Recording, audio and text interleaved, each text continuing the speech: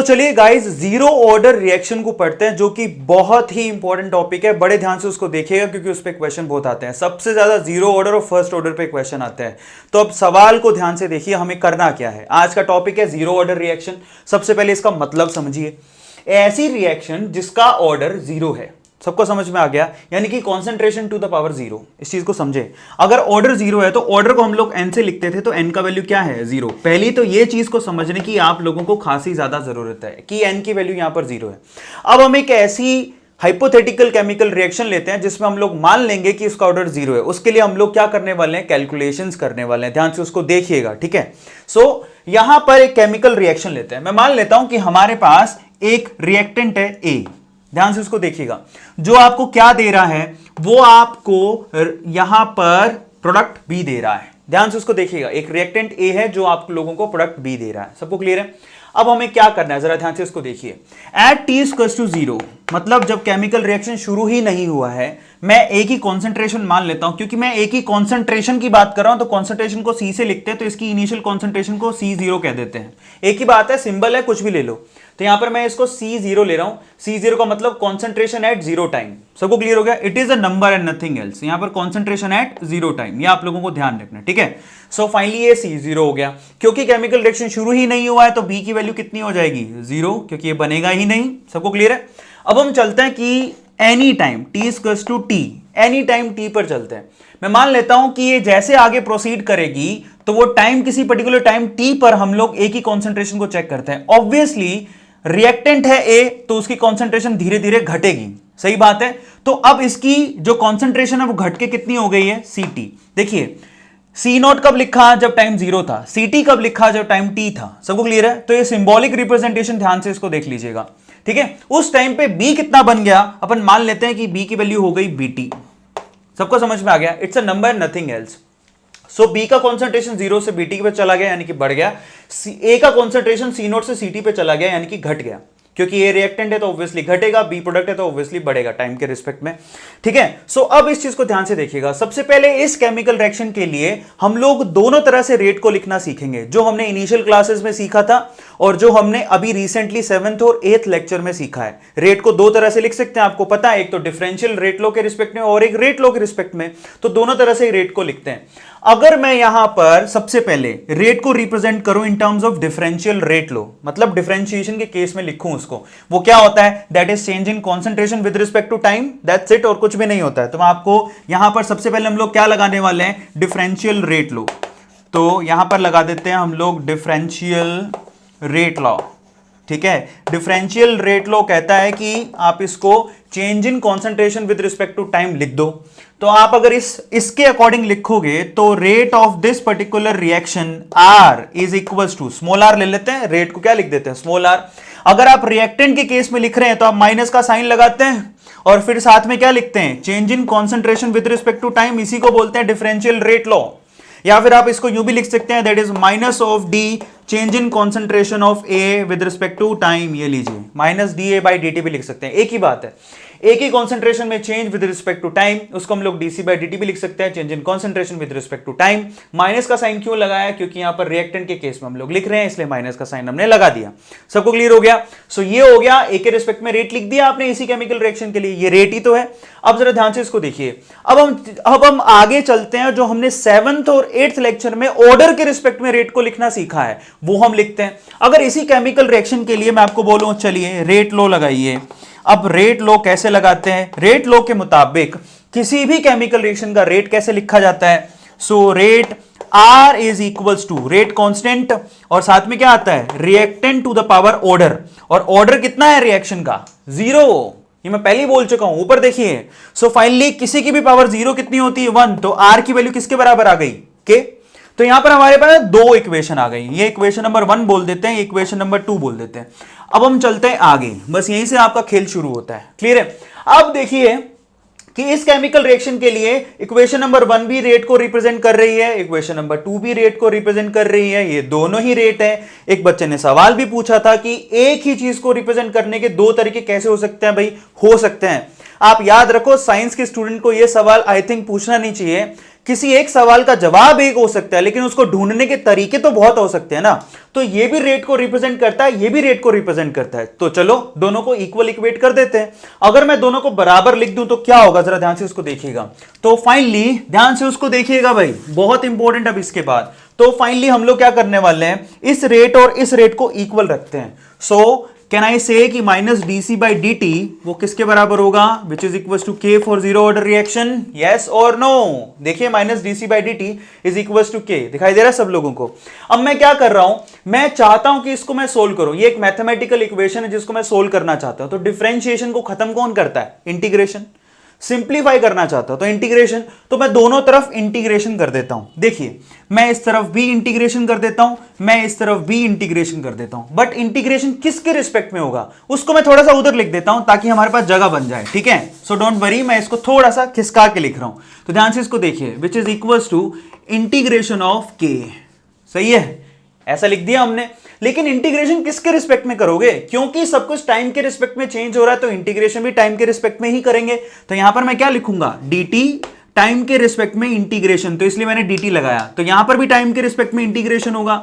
जिसको इंटीग्रेशन नहीं आती है ना, so don't worry about it, छोटे छोटे 2-3 फॉर्मूले हैं, यही देख लो, अपने आप से क्लियर हो जाएंगे। कोई रॉकेट साइंस नहीं है इसमें, आपको पूरी नॉलेज लेने की कोई खासी जरूरत नहीं है। तो ध्यान से इसको देखिए, मैंने क्योंकि इस डिफरेंशिएशन को सोल्व करना था तो मैंने इंटीग्रेशन का सहारा लिया, क्योंकि इंटीग्रेशन डिफरेंशिएशन को कैंसिल कर देगा, मतलब सोल्व कर देगा, उसका यही तरीका है।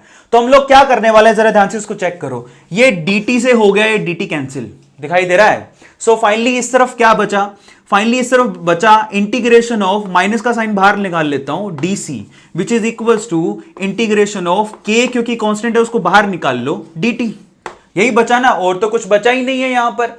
अब यहां पर हम लोग क्या करेंगे, उस चीज को इस्तेमाल करेंगे कि कंसंट्रेशन चेंज कहां से कहां हो रहा है। ये इंटीग्रेशन अभी तक क्या है, बेसिकली कंप्लीट नहीं है। इस इंटीग्रेशन को कंप्लीट इंटीग्रेशन बनाने के लिए हम लोग वैल्यूज रख देते हैं कि भैया आपका कंसंट्रेशन किधर से किधर चेंज हो रहा है और टाइम किधर से किधर चेंज हो रहा है। ध्यान से इसको देखिए, कॉन्सेंट्रेशन ए की सी नोट से जा रही है सी टी की तरफ, तो हम लोग यहां लिमिट लगा देते हैं कि भैया पहले वो सी नोट थी, फाइनली वो कितनी हो गई थी, सी टी, ये लिमिट लगा देते हैं। इसको कंप्लीट इंटीग्रेशन कहते हैं।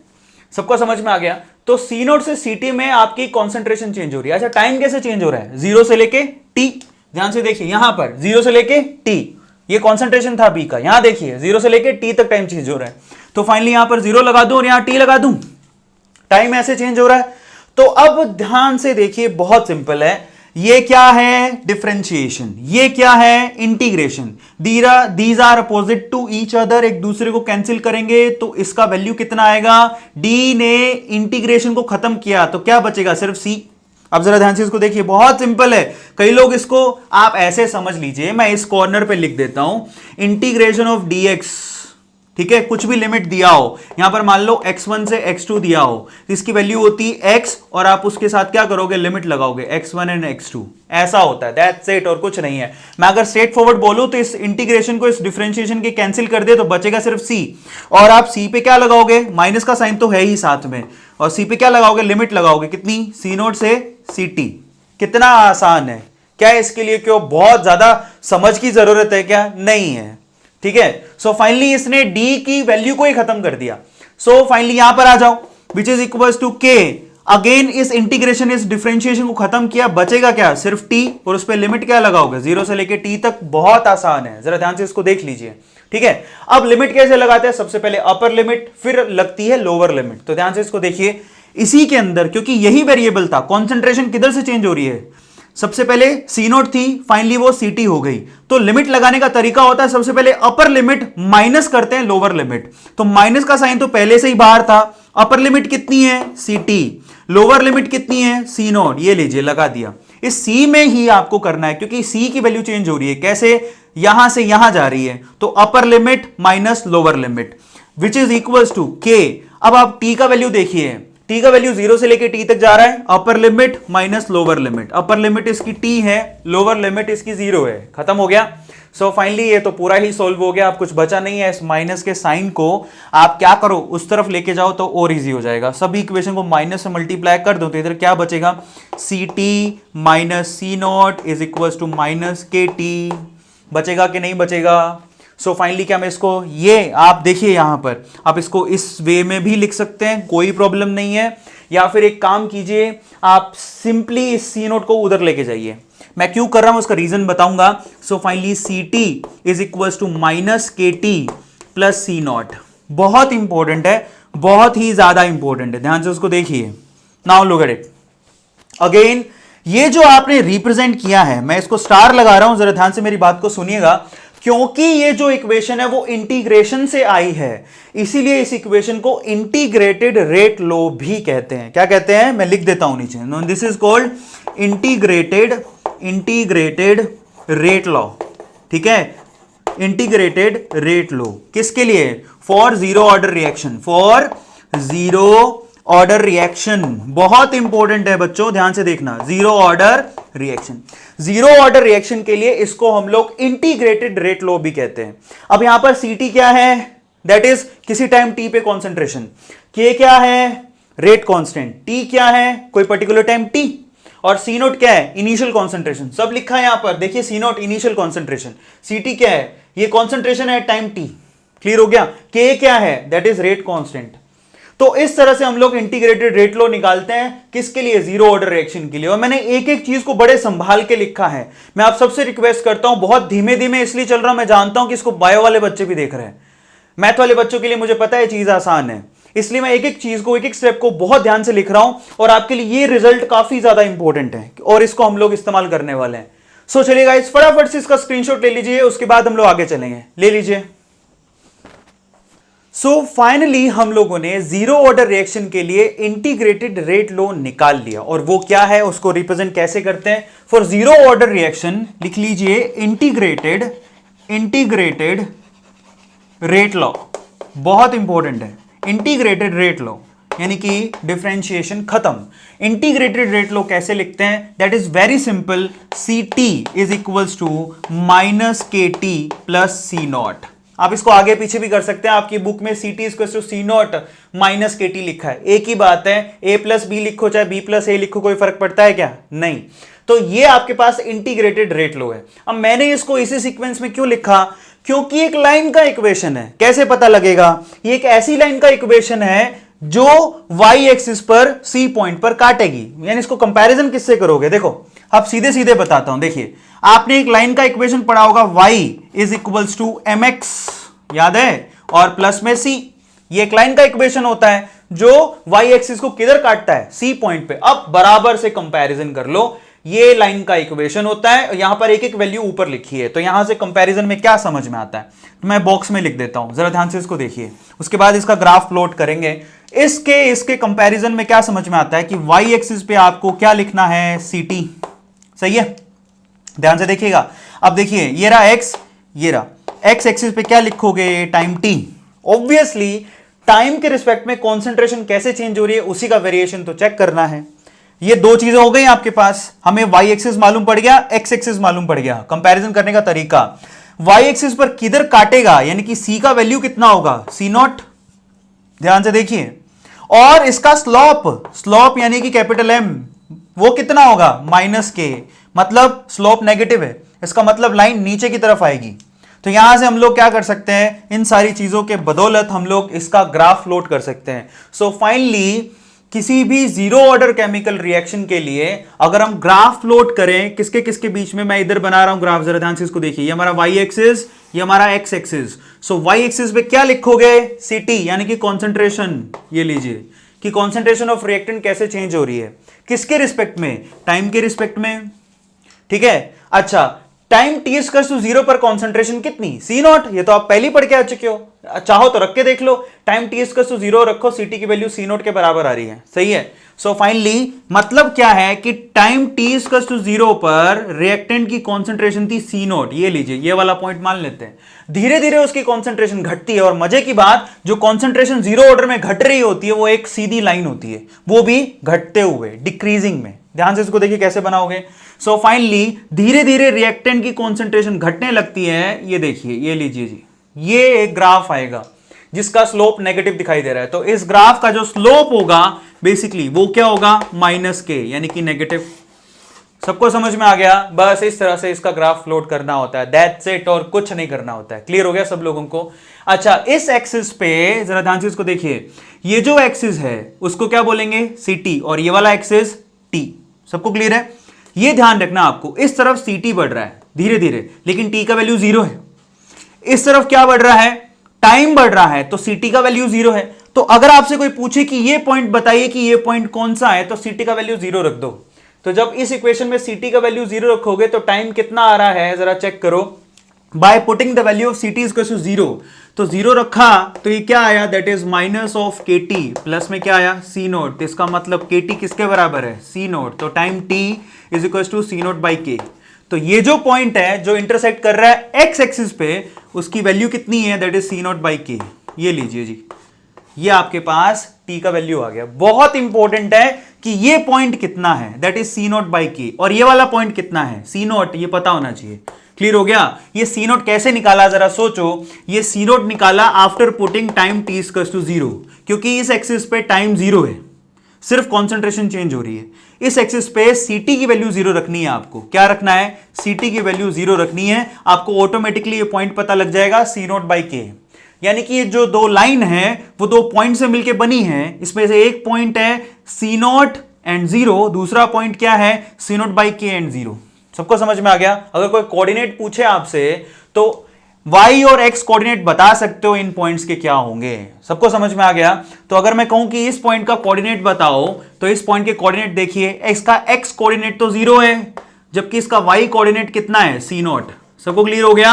जो मैथमेटिक्स पढ़ना चाहते हैं उसके हिसाब से, क्योंकि बहुत सिंपल है। बायो वाले बच्चे क्या करते हैं, ज्यादातर इन चीजों में छोड़ देते। छोड़ना नहीं है हमें। बायो वाले, मैं समझता हूं उनकी मैथ और मजबूत होनी चाहिए, छोटी छोटी चीजें तो क्लियर होनी चाहिए। आप जरा सोचिए, कोई भी पॉइंट होता है उसका एक्स एक्सिस और वाई एक्सिस नहीं होता है क्या? उसका एक्स और वाई कोऑर्डिनेट नहीं होता है, तो वही ढूंढना है। तो इसका एक्स कोऑर्डिनेट 0 है, वाई कोऑर्डिनेट c नोट है। जबकि इस पॉइंट का जरा हम लोग ढूंढे, इस पॉइंट का एक्स कोऑर्डिनेट कितना है? दैट इज एक्स कोऑर्डिनेट है c नोट बाई k, ठीक है, और वाई कोऑर्डिनेट इसका 0 है। बस ये दो पॉइंट की लाइन है जो कि काफी इंपॉर्टेंट है। सबको समझ में आ गया? यानी कि फाइनल वैल्यू इसकी c नोट बाई k होने वाली है। एक चीज तो ये।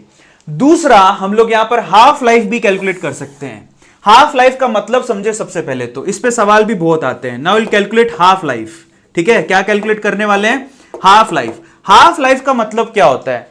वो टाइम, देखिए वो टाइम जिसको हम लोग हाफ लाइफ कहेंगे, उसको रिप्रेजेंट कैसे करेंगे? T half. ध्यान से इसको समझिएगा, व्हाट इज हाफ लाइफ? वो पर्टिकुलर टाइम जिसको हम लोग टी हाफ कहेंगे, जहां पर रिएक्टेंट की कॉन्सेंट्रेशन कितनी हो जानी चाहिए? आधी। That's it. वो पर्टिकुलर टाइम जहां पर रिएक्टेंट का कॉन्सेंट्रेशन इनिशियल कॉन्सेंट्रेशन का आधा रह जाए। जरा समझिए, ठीक है, रिएक्टेंट की कॉन्सेंट्रेशन इनिशियल कॉन्सेंट्रेशन की आधी, मतलब c naught by 2। Initial concentration कितनी थी? c नोट, उसकी आधी रह जाए तो उसको हम लोग हाफ लाइफ कहते हैं। बड़ी सिंपल सी बात है। किसी केमिकल रिएक्शन की हाफ लाइफ कब आएगी? जब उसमें जितना आपने रिएक्टेंट लिया वो आधा खर्च हो गया और सिर्फ आधा ही रह गया। समझ में आ गया सब लोगों को? जरा समझें इस चीज को। So finally at t equals to 0 concentration ct की वैल्यू कितनी थी? c0।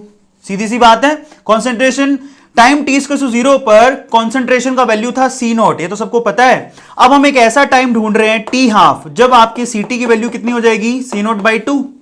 सबको समझ में आ गया? बस ये चीज आप इस इक्वेशन में रख दो तो आपको हाफ लाइफ मिल जाएगा, तो रख दीजिए। अगर मैं इस इक्वेशन में रख दूं तो ये लीजिए, इसी इक्वेशन में रखता हूं, ध्यान से इसको समझेगा। तो चलिए, इनिशियल कॉन्सेंट्रेशन का आधा आपको ct की वैल्यू रखनी है c नोट बाई 2, तो रख देते हैं। That is c naught by 2 which is equals to, जरा ध्यान से इसको देखिए, यहां क्या लिखूंगा? Minus of k। अब t की वैल्यू किसके बराबर हो जाएगी? t हाफ, क्योंकि जब आपकी इनिशियल कॉन्सेंट्रेशन की आधी वैल्यू ही रह जाए, समझ में आ गया, तो उसको हम लोग t हाफ बोलते। तो t की जगह मैं लिख दूंगा t हाफ, और प्लस में क्या लिखूंगा? इनिशियल कॉन्सेंट्रेशन, उसमें उठा के रख दिया। टाइम t की जगह t हाफ रख दिया। ये देखिए, टाइम t की जगह t हाफ रखा तो ct की जगह क्या रखूंगा? c naught by 2। सबको समझ में आ गया? तो अब रखा तो इसको सोल्व कर लो। अब देखिए यहां पर, इसको इधर ले आओ। सो के T half which is equals to c naught minus c naught by 2। तो इधर से कितना बचेगा? ये c नोट बाई 2। सबको समझ में आ रहा है? तो यहां पर हाफ लाइफ कितनी हो गई? इस तरफ लिख देता हूं। So T half, finally answer कितना आ रहा है? यानी कि half life T half which is equals to C naught by 2k। Yes और नो, सबको समझ में आ गया? एक ऐसा पर्टिकुलर टाइम जब आपकी रिएक्टेंट की कॉन्सेंट्रेशन इनिशियल कॉन्सेंट्रेशन की आधी ही रह जाए, उसको हम लोग क्या बोलते हैं? Half life. यानी कि आपको T ½ रखना है, उस टाइम पे Ct की वैल्यू इनिशियल कॉन्सेंट्रेशन की आधी रखनी है। Ct की वैल्यू कितनी रखोगे? C0/2 तो रख दो। तो यहां पर C0/2, T की जगह T½ वो मैंने रख दिया। उसके बाद जब मैंने इसको कैलकुलेट किया तो T½ का वैल्यू यानी कि हाफ लाइफ कितना आ रहा है? That is C0/2k। इसका मतलब क्या है? इसका मतलब यह है कि हाफ लाइफ फॉर, मैं यहां लिख देता हूं स्टेटमेंट, ध्यान से उसको सुनिएगा। Half life for zero order reaction is directly proportional to, जरा ध्यान से इसको देखिए, किसके? डायरेक्टली प्रोपोर्शनल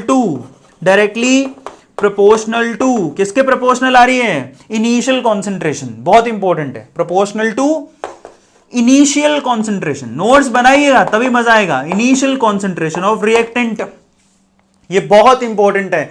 तो आपसे यहां पर दो तरह के सवाल पूछे जाते हैं। एक तो यहां पर इंटीग्रेटेड रेट लो क्या है, दूसरा हाफ लाइफ कितनी है। तो जीरो ऑर्डर रिएक्शन में हाफ लाइफ कितनी आती है? That is C0/2k। और उसका इंटीग्रेटेड रेट लो कैसे लिखा जाता है? Ct - KT + C0। अब इसको इस्तेमाल कैसे करते हैं उसके लिए हम लोग क्वेश्चन करेंगे, लेकिन उससे पहले फटाफट से इसका स्क्रीनशॉट ले लीजिए फटाफट से। सो फाइनली गाइस, हमने जीरो ऑर्डर रिएक्शन के लिए इंटीग्रेटेड रेट लो और हाफ लाइफ को खत्म कर लिया। फिर से उसको समराइज कर लेते हैं। जीरो ऑर्डर रिएक्शन में इतना ही है। फिर से समरी को देखिए ध्यान से, ठीक है? उसके बाद मैं आपको जीरो ऑर्डर के एग्जांपल भी बताने वाला हूं, तो फटाफट से देखिए। फर्स्ट ऑफ ऑल तो इंटीग्रेटेड रेट लो को जीरो ऑर्डर के लिए कैसे लिखा था? That is Ct = C0 - KT या फिर -KT + C0, एक ही बात है, ठीक है? सो एक तो ये आपको ध्यान रखना जो आपको काफी ज्यादा मदद करेगा, जो कि एक सिंपल सी लाइन की इक्वेशन है जिसका स्लोप नेगेटिव है, यानी कि डिक्रीजिंग में आएगी। दूसरी चीज हमने क्या चीज सीखी है इसके अंदर? That is half life. क्या सीखा हमने? Half life. और जीरो ऑर्डर रिएक्शन में जो हाफ लाइफ होती है, जिसको हम लोग T½ से लिखते हैं, विच इज इक्वल टू C0/2k, जो कि इनिशियल कॉन्सेंट्रेशन के डायरेक्टली प्रोपोर्शनल होती है। दो चीजें हम सीख गए जो कि काफी ज्यादा इंपॉर्टेंट है। इवन न्यूमेरिकल आपके इसी से सोल्व होंगे। सबको क्लियर है? सो फाइनली ये मतलब निकलता है इसका। फाइनली मैं आप लोगों को यहां पे बताने वाला हूं examples of zero order reaction, ठीक है?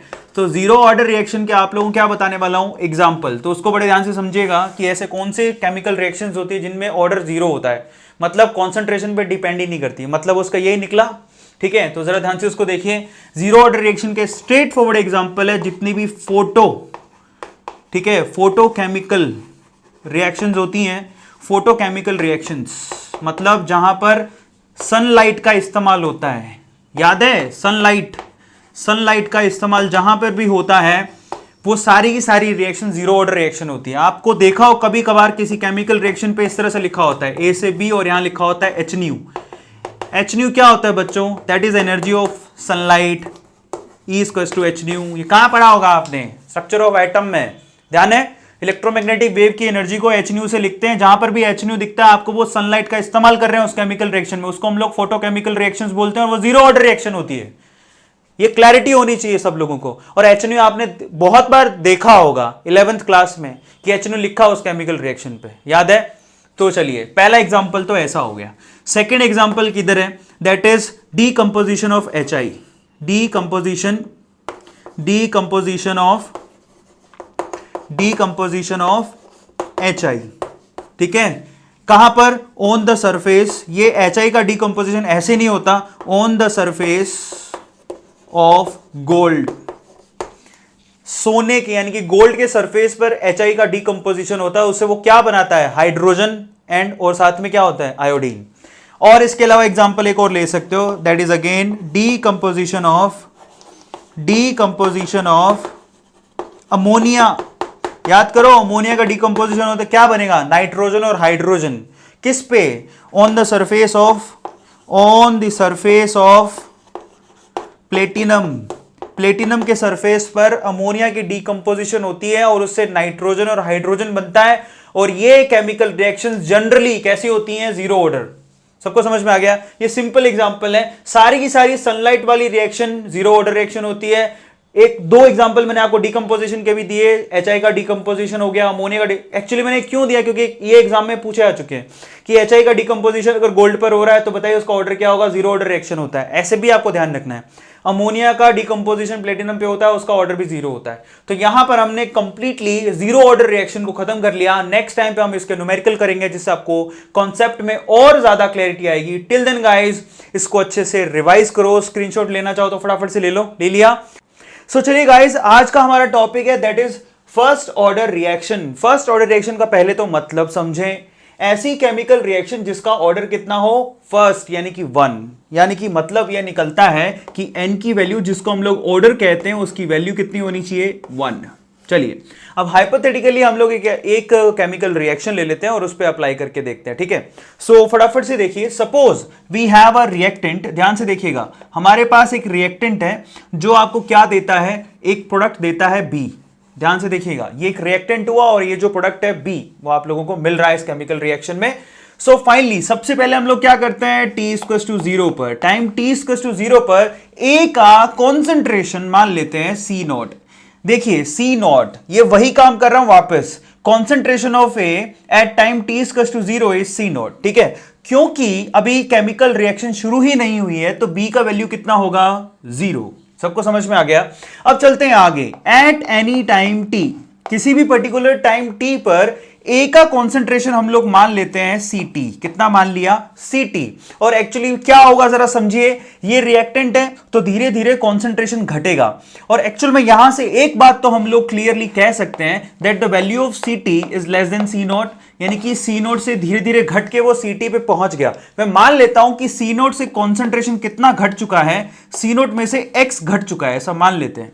ध्यान से देखिए Ct की वैल्यू क्या होगी, C0 माइनस X। सबको समझ में आ गया। मान लीजिए 10 लिया है तो 10 में से 2 घट गया है तो ये कितना बचेगा, Ct का value 8, 10 minus 2 that is 8। Clear हो गया सब लोगों को। अब आप एक बात सोचिए, यहां पर अगर हमने 1 लिया है A तो B कितना बनेगा, 1। स्टोइकियोमेट्री तो हमें यही कहती है। तो यहां से बताइए A कितना टूटा, X। सबको समझ में आ गया। तो बताइए B कितना बनेगा। तो देखिए B को हम लोग कॉन्सेंट्रेशन मान लेते हैं T टाइम पर Bt और उसकी वैल्यू किसके बराबर होगी, X। एक्चुअल में ये सारी चीजें मैं पहले भी करा चुका हूं, लेकिन जो लोग व्यूअर्स नए हैं उनको मैं कहता हूं एक तो पिछले लेक्चर देख लीजिए और आई थिंक आपको समझ में भी आ रहा होगा। मैं टू द पॉइंट यहां पर एक एक पॉइंट को लिख रहा हूं तो बड़े ध्यान से इसको देखते रहिए, ठीक है। सो फाइनली हमने Ct और Bt दोनों को डिफाइन कर दिया और उनकी वैल्यूज को भी लिख दिया। अब हम चलते हैं आगे। अब हमें क्या करना है, हमें इन दोनों के लिए, ये जो केमिकल रिएक्शन है पर्टिकुलरली, इसके लिए रेट के लॉज लिखने हैं। सबसे पहले हम लोग कौन सा लॉ लिखेंगे, that is differential rate law. इसी केमिकल रिएक्शन के लिए डिफरेंशियल रेट लॉ लिखते हैं सबसे पहले। तो लिखिए डिफरेंशियल, ठीक है, डिफरेंशियल रेट लॉ।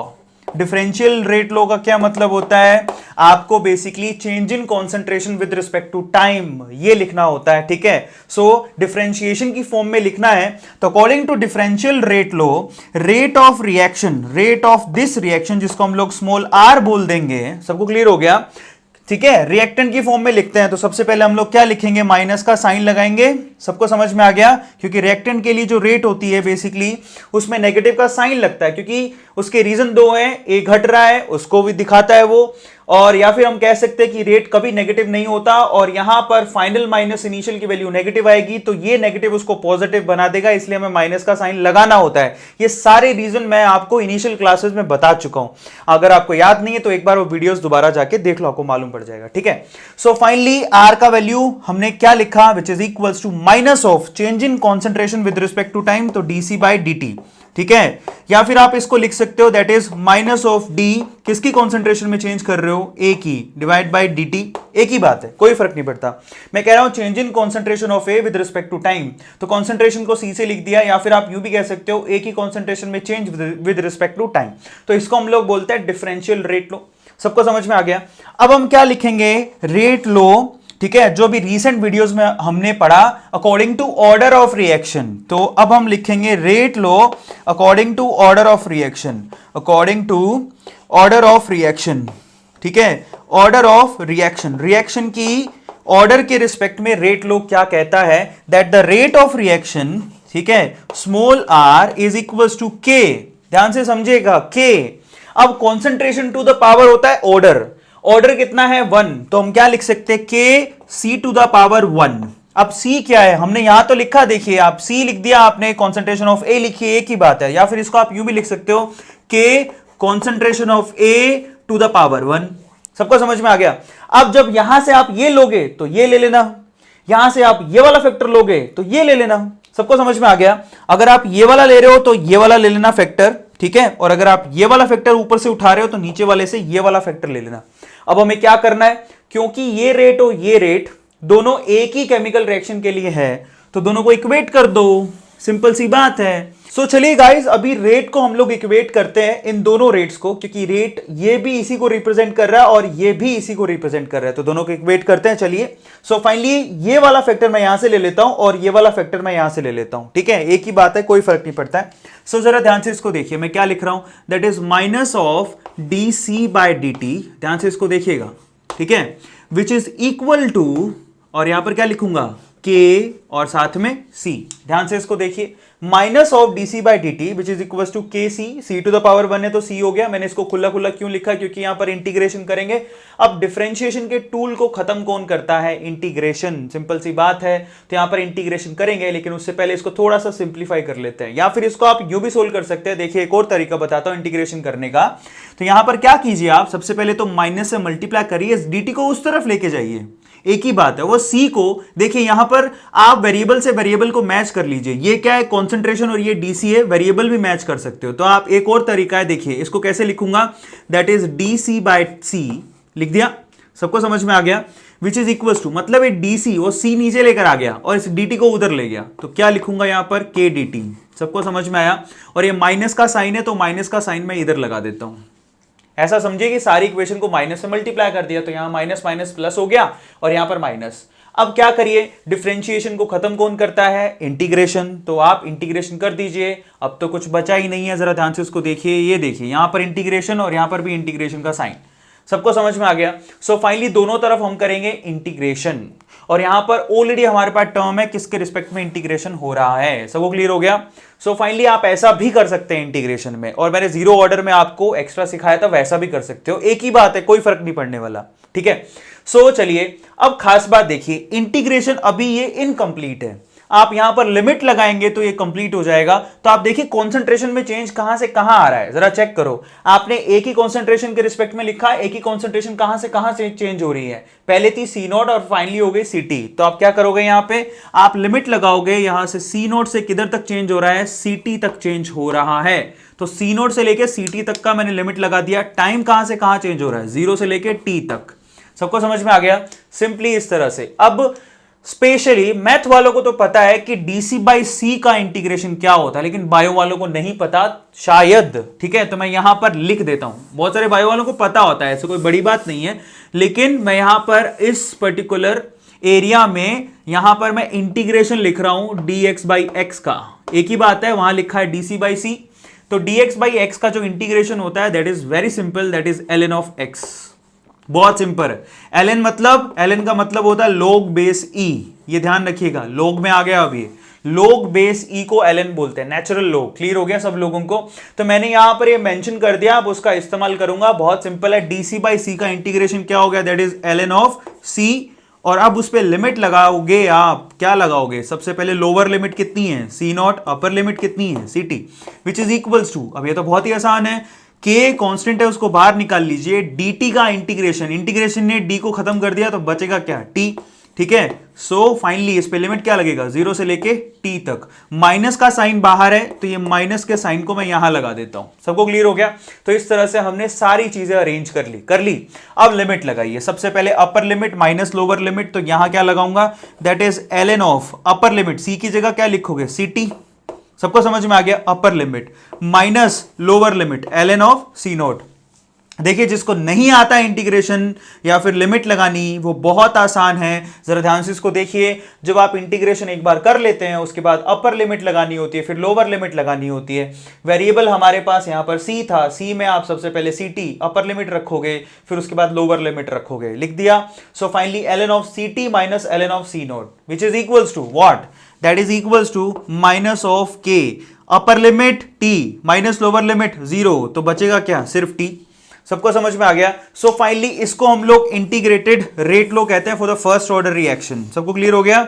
बहुत इंपॉर्टेंट है। आप इसको थोड़ा चेंज करके भी लिख सकते हो। अगर आप ये चाहते हो कि यहां पर आप ग्राफिकल रिप्रेजेंटेशन इसके हिसाब से बनाओ तो आप इसको इस वे से भी रख सकते हो, अदरवाइज इसको आप चेंज भी कर सकते हो। आप कैसे चेंज करोगे? इसको चेंज करने के बहुत सारे तरीके हैं, ठीक है। सो मैं आपको थोड़ा सा इनिशियल वे से बताता हूं। यहां पर ये लाइन का इक्वेशन कैसे बन जाएगा, ये देखिए, ln ऑफ ct को मैं यहीं रख देता हूं, ln ऑफ ct को यहीं रख दिया, which is equals to minus of kt, ठीक है। अब ये सी नोट की वैल्यू तो सबको पता है, C naught is a constant, initial concentration कहते हैं उसको, वहां लेके जाओ, प्लस में यहां पर क्या लिखोगे, ln ऑफ सी नोट। सबको क्लियर हो गया? तो एक लाइन का इक्वेशन है, आप इसका कंपैरिजन कैसे कर सकते हो, ये है y इज इक्वल्स टू ये m और ये x और ये प्लस में c, ये एक लाइन का इक्वेशन है जैसे कि हमने पिछली बार देखा था। लेकिन मजे की बात, इस बार y एक्सिस पर क्या लिखना है, ln ऑफ ct लिखना है, जबकि जीरो ऑर्डर में क्या था, ct था अकेला। यहां पर भी स्लोप नेगेटिव है, माइनस का k, x एक्सिस पर आपको टाइम ही लिखना है, लेकिन यहां पर जो कट लगेगा y एक्सिस पर, ठीक है, इंटरसेक्शन कहेंगे जिसको, वो इस बार ln ऑफ सी नोट है, जबकि जीरो ऑर्डर में क्या था, सी नोट। कंपैरिजन कर लीजिए, जीरो ऑर्डर के ऊपर मैं ऑलरेडी वीडियो बना चुका हूं, आई थिंक आपने देख लिया होगा। सो आप सीधे यहां पर क्या कर सकते हैं, एक लाइन को सीधे ड्रॉ कर सकते हैं, ग्राफिकल रिप्रेजेंटेशन लोग में कैसे होगा वो बता सकते हैं। क्लियर हो गया? इसको आप एक और तरह से रिप्रेजेंट कर सकते हैं, जैसे कि कई बच्चों को मैंने सिखाया था, जब मैंने इलेक्ट्रोकेमिस्ट्री में लोग सिखाया था आपको, तो मैंने आपको यह भी कहा था कि आप लोग बेस ई को, ठीक है, आप अगर कन्वर्ट करना चाहते हैं लोग बेस 10 में, तो कितना होता है, 2.303 लोग बेस 10। ये लीजिए, ये तो पता है ना आपको। लोग बेस ई को हम लोग नेचुरल लॉग भी कहते हैं, यानी कि ln, जिसको पता नहीं है, नेचुरल लॉग को ln को हम लोग लोग बेस ई भी कहते हैं, विच इज इक्वल टू 2.303 लोग बेस 10। तो आप क्या कर सकते हो, लोग बेस ही, यहां पर जहां पर भी आपने ln लिखा है वहां पर 2.303 लोग बेस 10 भी उसको लिख सकते हैं। तो इसको अगर कन्वर्ट करें तो इसको यूं भी लिखा जा सकता है। जरा ध्यान से उसको देखिए, तो यहां पर मैं क्या लिखूंगा, यहां पर लिखूंगा 2.303, ध्यान से इसको देखिएगा। अब इसी चीज को मैं कन्वर्ट करके नीचे की तरफ लिख रहा हूं, देखिए 2.303, ठीक है। अब ये क्या हो गया, लोग बेस 10 ct, यस और no, which is equals to minus of kt, और यहां पर मैं क्या लिखूंगा, प्लस 2.303, और यहां पर क्या लिखूंगा, लोग बेस 10 सी नॉट, ठीक है। अब मैंने नेचुरल लोग को लोग बेस 10 में कन्वर्ट कर दिया। अब पूरी इक्वेशन को अगर 2.303 से मैं डिवाइड कर दूं तो जरा ध्यान से इसको देखिए, अगर मैंने इसको डिवाइड कर दिया तो फाइनली आपको क्या मिलेगा, जरा चेक करो। मैंने इसको डिवाइड किया 2.303 से, तो क्या मिलेगा, that is log base 10 ct। सबको समझ में आ गया? Which is equals to minus of k by 2.303। अभी इस बार स्लोप चेंज हो गया, अगर लोग बेस 10 पे बनाओगे तो आपकी लाइन की इक्वेशन ये बनेगी, और साथ में क्या आ रहा है, t प्लस यहां पर क्या बचेगा, लोग बेस 10 सी नॉट। अब आपकी बुक में एक्चुअल में इसके ऊपर ग्राफ बना हुआ है, लेकिन वो ग्राफ तो किसी भी वे में पूछ सकता है। सबको समझ में आ गया? तो या तो आप इसको इस्तेमाल कर लो ग्राफ बनाने के लिए, ठीक है। अगर नेचुरल लॉग में लिखोगे, इसको अब हम इस्तेमाल करके देखेंगे, अभी ग्राफ बनाऊंगा, इसके लिए भी ग्राफ बना सकते हो, एक लाइन ही आएगी, एक्सेस चेंज हो जाएंगे, इसके लिए भी ग्राफ बना सकते हो। और एक्चुअल में आपकी बुक में एनसीईआरटी में इसके लिए ग्राफ बना है, इनफैक्ट बहुत बार इसी के ऊपर क्वेश्चन पूछे गए हैं। क्लियर हो गया? तो ग्राफिकल रिप्रेजेंटेशन कैसे करते हैं मैं आपको थोड़ी देर में करके दिखाता हूं। टिल देन अभी तक हमने क्या किया है, अभी हमने इंटीग्रेटेड रेट लॉ निकाल लिया for the first order reaction, और उसकी जो रिएक्शन आपको यहां पर इक्वेशन दिख रही है वो थोड़ी सी कॉम्प्लिकेटेड दिख रही होंगी, लेकिन ये बहुत ईजी है। अगर आप जीरो ऑर्डर से कंपेयर करोगे तो बहुत जल्दी आपको समझ में आ जाएगा। सिर्फ इतना फर्क है जीरो और फर्स्ट ऑर्डर में कि जीरो ऑर्डर में सीधे लिखा हुआ था ct minus C naught is equal to minus के टी, यहां पर क्या लिखा हुआ है, ln of ct minus ln of C naught, सिर्फ नेचुरल लॉग साथ में लग गया है, that's it, which is equal to minus of K T. इतना ही फर्क है, आप जाके एक बार चेक कीजिए, फटाफट से इसका स्क्रीनशॉट ले लो, उसके बाद हम लोग आगे चलते हैं। ले लीजिए। सो चलिए गाइस, अब हमने जो फर्स्ट ऑर्डर के लिए इंटीग्रेटेड रेट लॉज निकाले हैं उसके ग्राफिकल रिप्रेजेंटेशन को सीखेंगे। तो बहुत इंपॉर्टेंट है, सीधे ग्राफ भी कई बार एग्जाम में पूछ लिए जाते हैं, और ग्राफ को देख के आप ऑर्डर को पहचानना भी सीखते हैं, इसलिए ग्राफ बहुत ज्यादा इंपॉर्टेंट है। तो देखिए यहां पर हम लोग क्या करने वाले हैं, graphical representation for the first order reaction, क्योंकि हर किसी के ग्राफ यूनिक होते हैं तो ग्राफ को देख के आपको ऑर्डर पहचानने को कहा जा सकता है। ठीक है, जैसे कि हमने जीरो ऑर्डर में भी ग्राफ बनाए थे, आप लोगों को पता होगा, ऐसे हम लोग फर्स्ट ऑर्डर में ग्राफ बनाएंगे। ठीक है, और ग्राफ के जो एक्सेस होते हैं वो यूनिक होते हैं। मे बी ग्राफ सेम हो सकता है लेकिन एक्सेस डिफरेंट होते हैं और वहां से हमें ऑर्डर का मालूम पड़ता है। सबको क्लियर हो गया? तो हमने इंटीग्रेटेड रेट लॉ जो अभी प्रूव किया फर्स्ट ऑर्डर के लिए, वो क्या था? देखिए, पहला इक्वेशन जो हमने निकाला वो नेचुरल लॉग के वे में था, that is ln of ct, याद है आप लोगों को, which is equals to minus of kt, और प्लस में क्या लिखा था? ln of c naught. ये हमने फर्स्ट इक्वेशन निकाला था। तो एक ग्राफ तो हम लोग इससे रिलेटेड बनाएंगे। क्लियर हो गया? अच्छा, दूसरा इक्वेशन क्या हमने निकाला था? दूसरा था लोग, ये था लोग बेस e में, अभी हमने लोग बेस 10 में भी निकाला था। वो क्या था? Log base 10 of ct which is equals to, ये था minus of K divide by 2.303। ठीक है, साथ में क्या था? t, और प्लस यहां पर क्या लिखा हुआ था? log base 10 of c not. अब ये दो इक्वेशन थी जिससे ग्राफिकल रिप्रेजेंटेशन, और दोनों का comparison y equals to mx plus c से करके हम लोग ग्राफ बना सकते हैं। लेकिन मैं एक और ग्राफ यहां पर प्लॉट करूंगा, तीसरा, वो किसकी मदद से? इसी इक्वेशन की मदद से। मैं पहले उस इक्वेशन को बना देता हूं, जरा ध्यान से इसको देखिए। मैं इसी इक्वेशन को दोबारा लिखता हूं, जरा ध्यान से इसको देखिए। यहां पर ln का मतलब होता है लोग बेस e, तो यहां पर क्या लिखा हुआ है ये देखिए, मैं इसको थोड़ा चेंज कर रहा हूं, ध्यान से इसको देखिएगा। लोग बेस e, ln को हम लोग लोग बेस e भी कहते हैं। क्लियर हो गया? नेचुरल लोग को लोग बेस e भी कहते हैं। वापस बार बार बोल रहा हूं, साथ में क्या लिखा हुआ है? ct। अब इस लोग बेस यहां पर e c नोट को इस तरफ लेके आता हूं, तो वो क्या हो जाएगा? माइनस ऑफ, यहां पर क्या लिखूंगा? लोग बेस e c नॉट, इसको यहां लेके आ गया तो प्लस था तो वहां जाके माइनस हो गया, विच इज इक्वल्स टू क्या लिखा हुआ है? Minus of kt। चलेगा? ध्यान से इसको देखो, ड्राइव कर रहा हूं नया इक्वेशन। अब देखिए यहां पर लोग का प्रॉपर्टी लगाऊंगा मैं। लोग पे ऑलरेडी एक वीडियो बना चुका हूं, इलेक्ट्रोकेमिस्ट्री मैंने आपको सिखाया है। अगर जिसको नहीं समझ में आया एक बार लोग की वो वीडियो जरूर देख लेना। ठीक है, लेकिन बहुत ईजी है। यहां पर लोग की प्रॉपर्टी लगेगी, दैट इज लोग ऑफ a माइनस लोग ऑफ b। तो क्या लगाओगे? लोग ऑफ a बाई b। तो इसको क्या लिखेंगे? लोग ऑफ बेस में क्या रहेगा? e, तो यहां पर क्या लिखूंगा? ct by c naught. ये आपको बहुत काम देगा, which is equals to what? That is equals to minus of kt। सबको समझ में आ गया? अब जरा ध्यान से देखिए, हमें यहां से ct यानी कॉन्सेंट्रेशन एट एनी टाइम निकालना होता है, तो यहां से लोग को खत्म करना है तभी ct का वैल्यू निकलेगा, मतलब एंटी लोग लेना है। इसका एक और तरीका होता है कि आप क्या करो, दोनों तरफ e टू द पावर ले लो। तो मैं यहां पर क्या लिखूंगा? e to the power, now look at it, e to the power log base e, यहां पर लिखा हुआ है ct by c naught which is equals to e to the power minus kt। सबको क्लियर हो गया? सो जरा ध्यान से इसको देखो, e to the power log e, इसका वैल्यू होता है 1, तो ct बाई c नोट बचेगा सिर्फ यहां से। जिसको नहीं पता, ये भी लोग का एक प्रॉपर्टी होता है, मैं इस तरफ लिख देता हूं, a टू द पावर, यहां पर लिखा हुआ है लोग, और नीचे बेस a है, और यहां पर व्हाटएवर x, तो इसकी वैल्यू होती है x। सबको समझ में आ गया? ये फैक्टर कितना हो जाता है? 1, तो x ही बचता है। तो यहां पर क्या बचेगा? यहां पर जरा ध्यान से इसको देखिए, यहां पर बचेगा सिर्फ ct by c naught which is equals to e raise to power minus kt। अभी हम ग्राफ बनाएंगे इन तीनों के। क्लियर होता है? तो फाइनली यहां से एक और इक्वेशन बन गया हमारे पास, और वो इक्वेशन क्या है मैं ऊपर लिख देता हूं, नीचे शायद आपको नजर नहीं आए। नीचे दिख रहा है सब लोगों को? तो नीचे लिख देता हूं।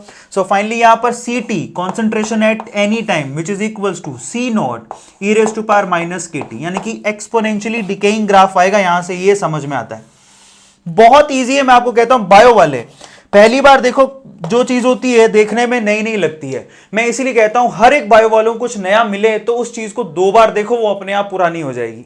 यहां पर कुछ रॉकेट साइंस नीचे, हिम्मत मत हारो बस। और एक बार देखा है, पुराना करने के लिए इसको एक बार और देख लो। अब टोटल 3 इक्वेशन है हमारे पास, तीनों के लिए हमें ग्राफ बनाना है। ये हमारे पास इक्वेशन नंबर 1, ये हमारे पास इक्वेशन नंबर 2, और ये हमारे पास हो गया इक्वेशन नंबर 3। ग्राफ बनाते हैं, चलिए। अगर इक्वेशन नंबर 1 का ग्राफ बनाना तो इसका कंपैरिजन देखो, 1 और 2 का तो कंपैरिजन सीधे है, y से करो इज इक्वल्स टू यहां पर mx, और यहां पर क्या लिखोगे? c। ये तो सीधी लाइन है, स्ट्रेट लाइन, दोनों की दोनों। जबकि ये एक्सपोनेंशियली डिकेइंग ग्राफ है, दिख ही रहा है। इसको ई को बोलते हैं एक्सपोनेंशियल। डिकेइंग क्यों है? क्योंकि माइनस का साइन है, बहुत सिंपल है। तो इसको बनाते हैं सबसे पहले फर्स्ट वाले को बनाए। तो फर्स्ट वाली लाइन का ग्राफ देखिए कैसा बनेगा। सबसे पहले कंपैरिजन आप कर ही रहे हो, तो आप क्या करोगे? y एक्सिस पर क्या लिखोगे? y एक्सिस पर आप लिखोगे ln ऑफ ct। सही है। देखो y एक्सिस पर ln ऑफ ct लिख दिया, x एक्सिस पर क्या लिखोगे, टाइम, ऑब्वियसली टाइम के रिस्पेक्ट में तो चेक करना है। इसको थोड़ा मैं बड़ा कर देता हूं, दिखाई दे रहा है। अच्छा, आप अब बताइए कि y एक्सिस पर इंटरसेक्शन कितना होगा, उसको बोलते हैं c की वैल्यू कितनी है, ln ऑफ c नॉट, है ना। तो इनिशियल वैल्यू जो है वो इतना मान लेते हैं, t इक्वल टू 0 पर ये जो वैल्यू दिखाई दे रही है ये है आपकी ln ऑफ c नॉट। यही करते थे लास्ट टाइम, जीरो ऑर्डर में भी किया था हमने, तो ये पॉइंट लिया हमने इनिशियल पॉइंट। आप ऐसे भी आप जरा खुद से दिमाग लगाइए, ये पॉइंट क्या है, ये t इक्वल टू 0 है ना, t इक्वल टू 0 रख लो इस इक्वेशन में, तो ln ऑफ ct का वैल्यू किसके बराबर है, ln ऑफ c नॉट के। तो इस एक्सिस पर ln ऑफ c नॉट वाला पॉइंट ये मान लेते हैं। उसके बाद क्योंकि लाइन की इक्वेशन और इसका स्लोप नेगेटिव है, दिखाई दे रहा है, तो ये लाइन घटती हुई आएगी, स्ट्रेट लाइन आएगी लेकिन डिक्रीजिंग, ऊपर की तरफ इंक्रीज होते हुए नहीं आएगी, नीचे की तरफ। ऑब्वियसली कॉन्सेंट्रेशन तो घटता है ना रिएक्टेंट का, बढ़ता थोड़ा ही है।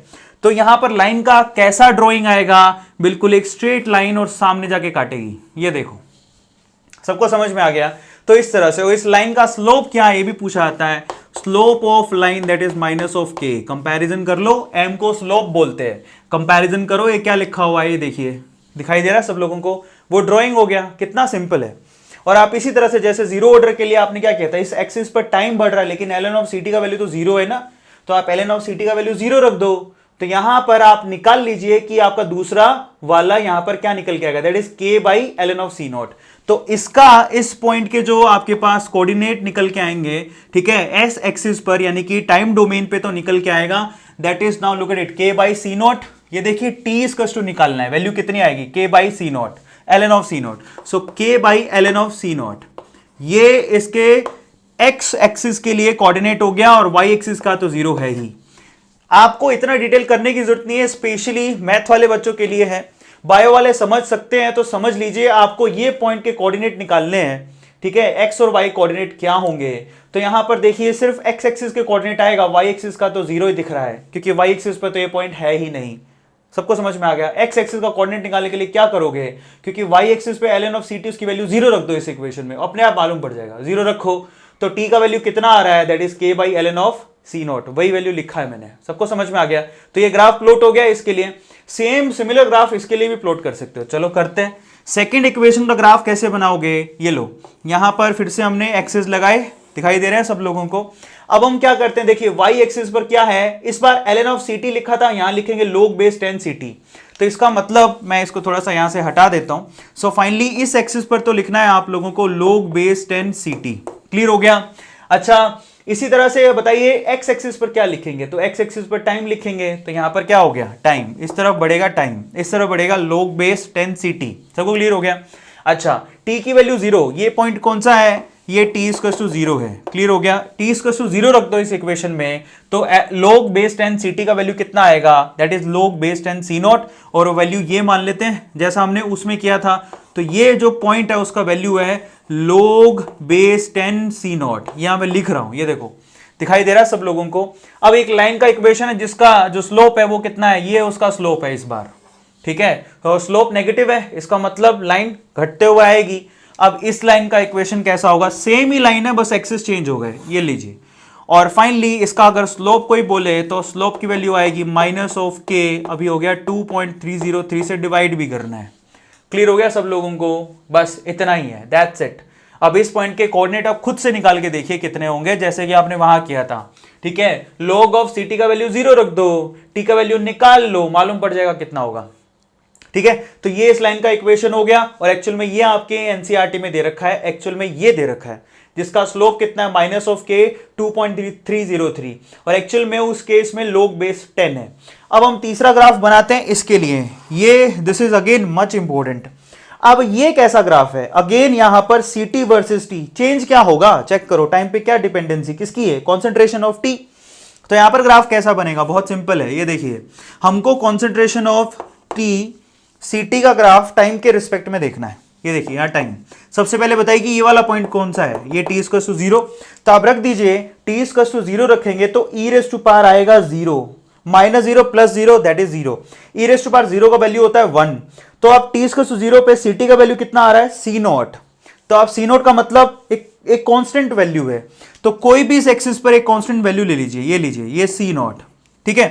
अब ये एक्सपोनेंशियली डिकेइंग ग्राफ है। ऑब्वियसली जो आपका कॉन्सेंट्रेशन है रिएक्टेंट का वो कंटिन्यूसली घटता है, तो इससे घटेगा, लेकिन इस बार स्ट्रेट लाइन में नहीं घटेगा, एक्सपोनेंशियली घटेगा, यूं। समझ में आ गया सब लोगों को? यानी कि आप इसकी value t equals to infinite रख लो तो e raise to power infinite का वैल्यू 0 होता है। टाइम जब इनफाइनाइट होगा तब इसकी वैल्यू 0 पर जाएगी, तो इसका ग्राफ एक्सपोनेंशियली डिकेइंग बनेगा और ग्राफ कुछ ऐसा आएगा, ये देखिए यूं। ठीक है, सो ये इस तरह से ग्राफ बनेगा, इनफाइनाइट पे वैल्यू कहीं जाके 0 होगी। ये सिंपल सा ग्राफ आएगा, ये इस इक्वेशन के लिए है। तो यहां पर 3 ग्राफ, मजे की बात, अगर आपको तीनों ग्राफ याद है तो आपको ग्राफ देख के वो ऑर्डर पूछ सकता है। हो सकता है आपको ये ग्राफ दे दे जो किसके किसके रिस्पेक्ट में है, ct और t के रिस्पेक्ट में, और ग्राफ एक्सपोनेंशियली डिकेइंग आ रहा है, मतलब फर्स्ट ऑर्डर हो गए। यूनिक ग्राफ होते हैं, किसी के सेम ग्राफ नहीं आ सकते। या फिर आपको पूछेगा log बेस 10 ct लिखा है, यहां पर t लिखा है और एक स्ट्रेट लाइन इस तरह से आ रही है, उसका स्लोप वो है, बताइए ऑर्डर क्या है, ऑर्डर ऑफ रिएक्शन इज 1। तो आप थोड़ा सा भी फोकस कर लेंगे तो आप ग्राफ देख के सीधे ऑर्डर का आइडिया लगा सकते हैं। मैंने आपसे कहा था ऑर्डर के लिए वो हिंट देगा, या वो ग्राफ देगा, या वो के की यूनिट बताएगा। तो 2 मेथड तो मैंने आपको बता दिए, ग्राफिकल मेथड एंड के की यूनिट वाला मेथड। सबको समझ में आ गया? सो फटाफट से ये स्क्रीनशॉट ले लो और इसको बड़े ध्यान से अपनी कॉपी के अंदर लिख लो, उसके बाद हम लोग आगे चलते हैं। ले लीजिए। सो चलिए गाइस, आज हमें करना है फर्स्ट ऑर्डर रिएक्शन और उसके लिए हाफ लाइफ का कैलकुलेशन करना है। इनफैक्ट इसके लिए इंटीग्रेटेड रेट लो और ग्राफिकल रिप्रेजेंटेशन हम लोग लास्ट वीडियो में सीख चुके थे, तो ध्यान से उसको देखो। इसका इंटीग्रेटेड रेट लो क्या आया था फर्स्ट ऑर्डर का, जरा हम लोग यहां पर, मैं लिखता हूं उसको दोबारा से जिससे आपको याद भी हो जाएगा, तो जरा ध्यान से उसको देखिए। इंटीग्रेटेड रेट लो मैं यहां लिखता हूं, integrated rate low for first order reaction, integrated rate law for the first order reaction. तो वो क्या आया था, वो फॉर्मूला बहुत ज्यादा इंपॉर्टेंट है, इनफैक्ट वही आपको सबसे ज्यादा काम देगा। सो आपको क्या करना था, that is very simple. ln की फॉर्म में लिखोगे तो आप ln नेचुरल लॉग की फॉर्म में लिख सकते हो, that is ln of ct which is equals to ln of c naught minus kt। एक फॉर्मूला तो ये था जिसको आपको बहुत ज्यादा इस्तेमाल करना है, ये आपको बहुत इस्तेमाल होगा, इसको आप यूज कर सकते हो।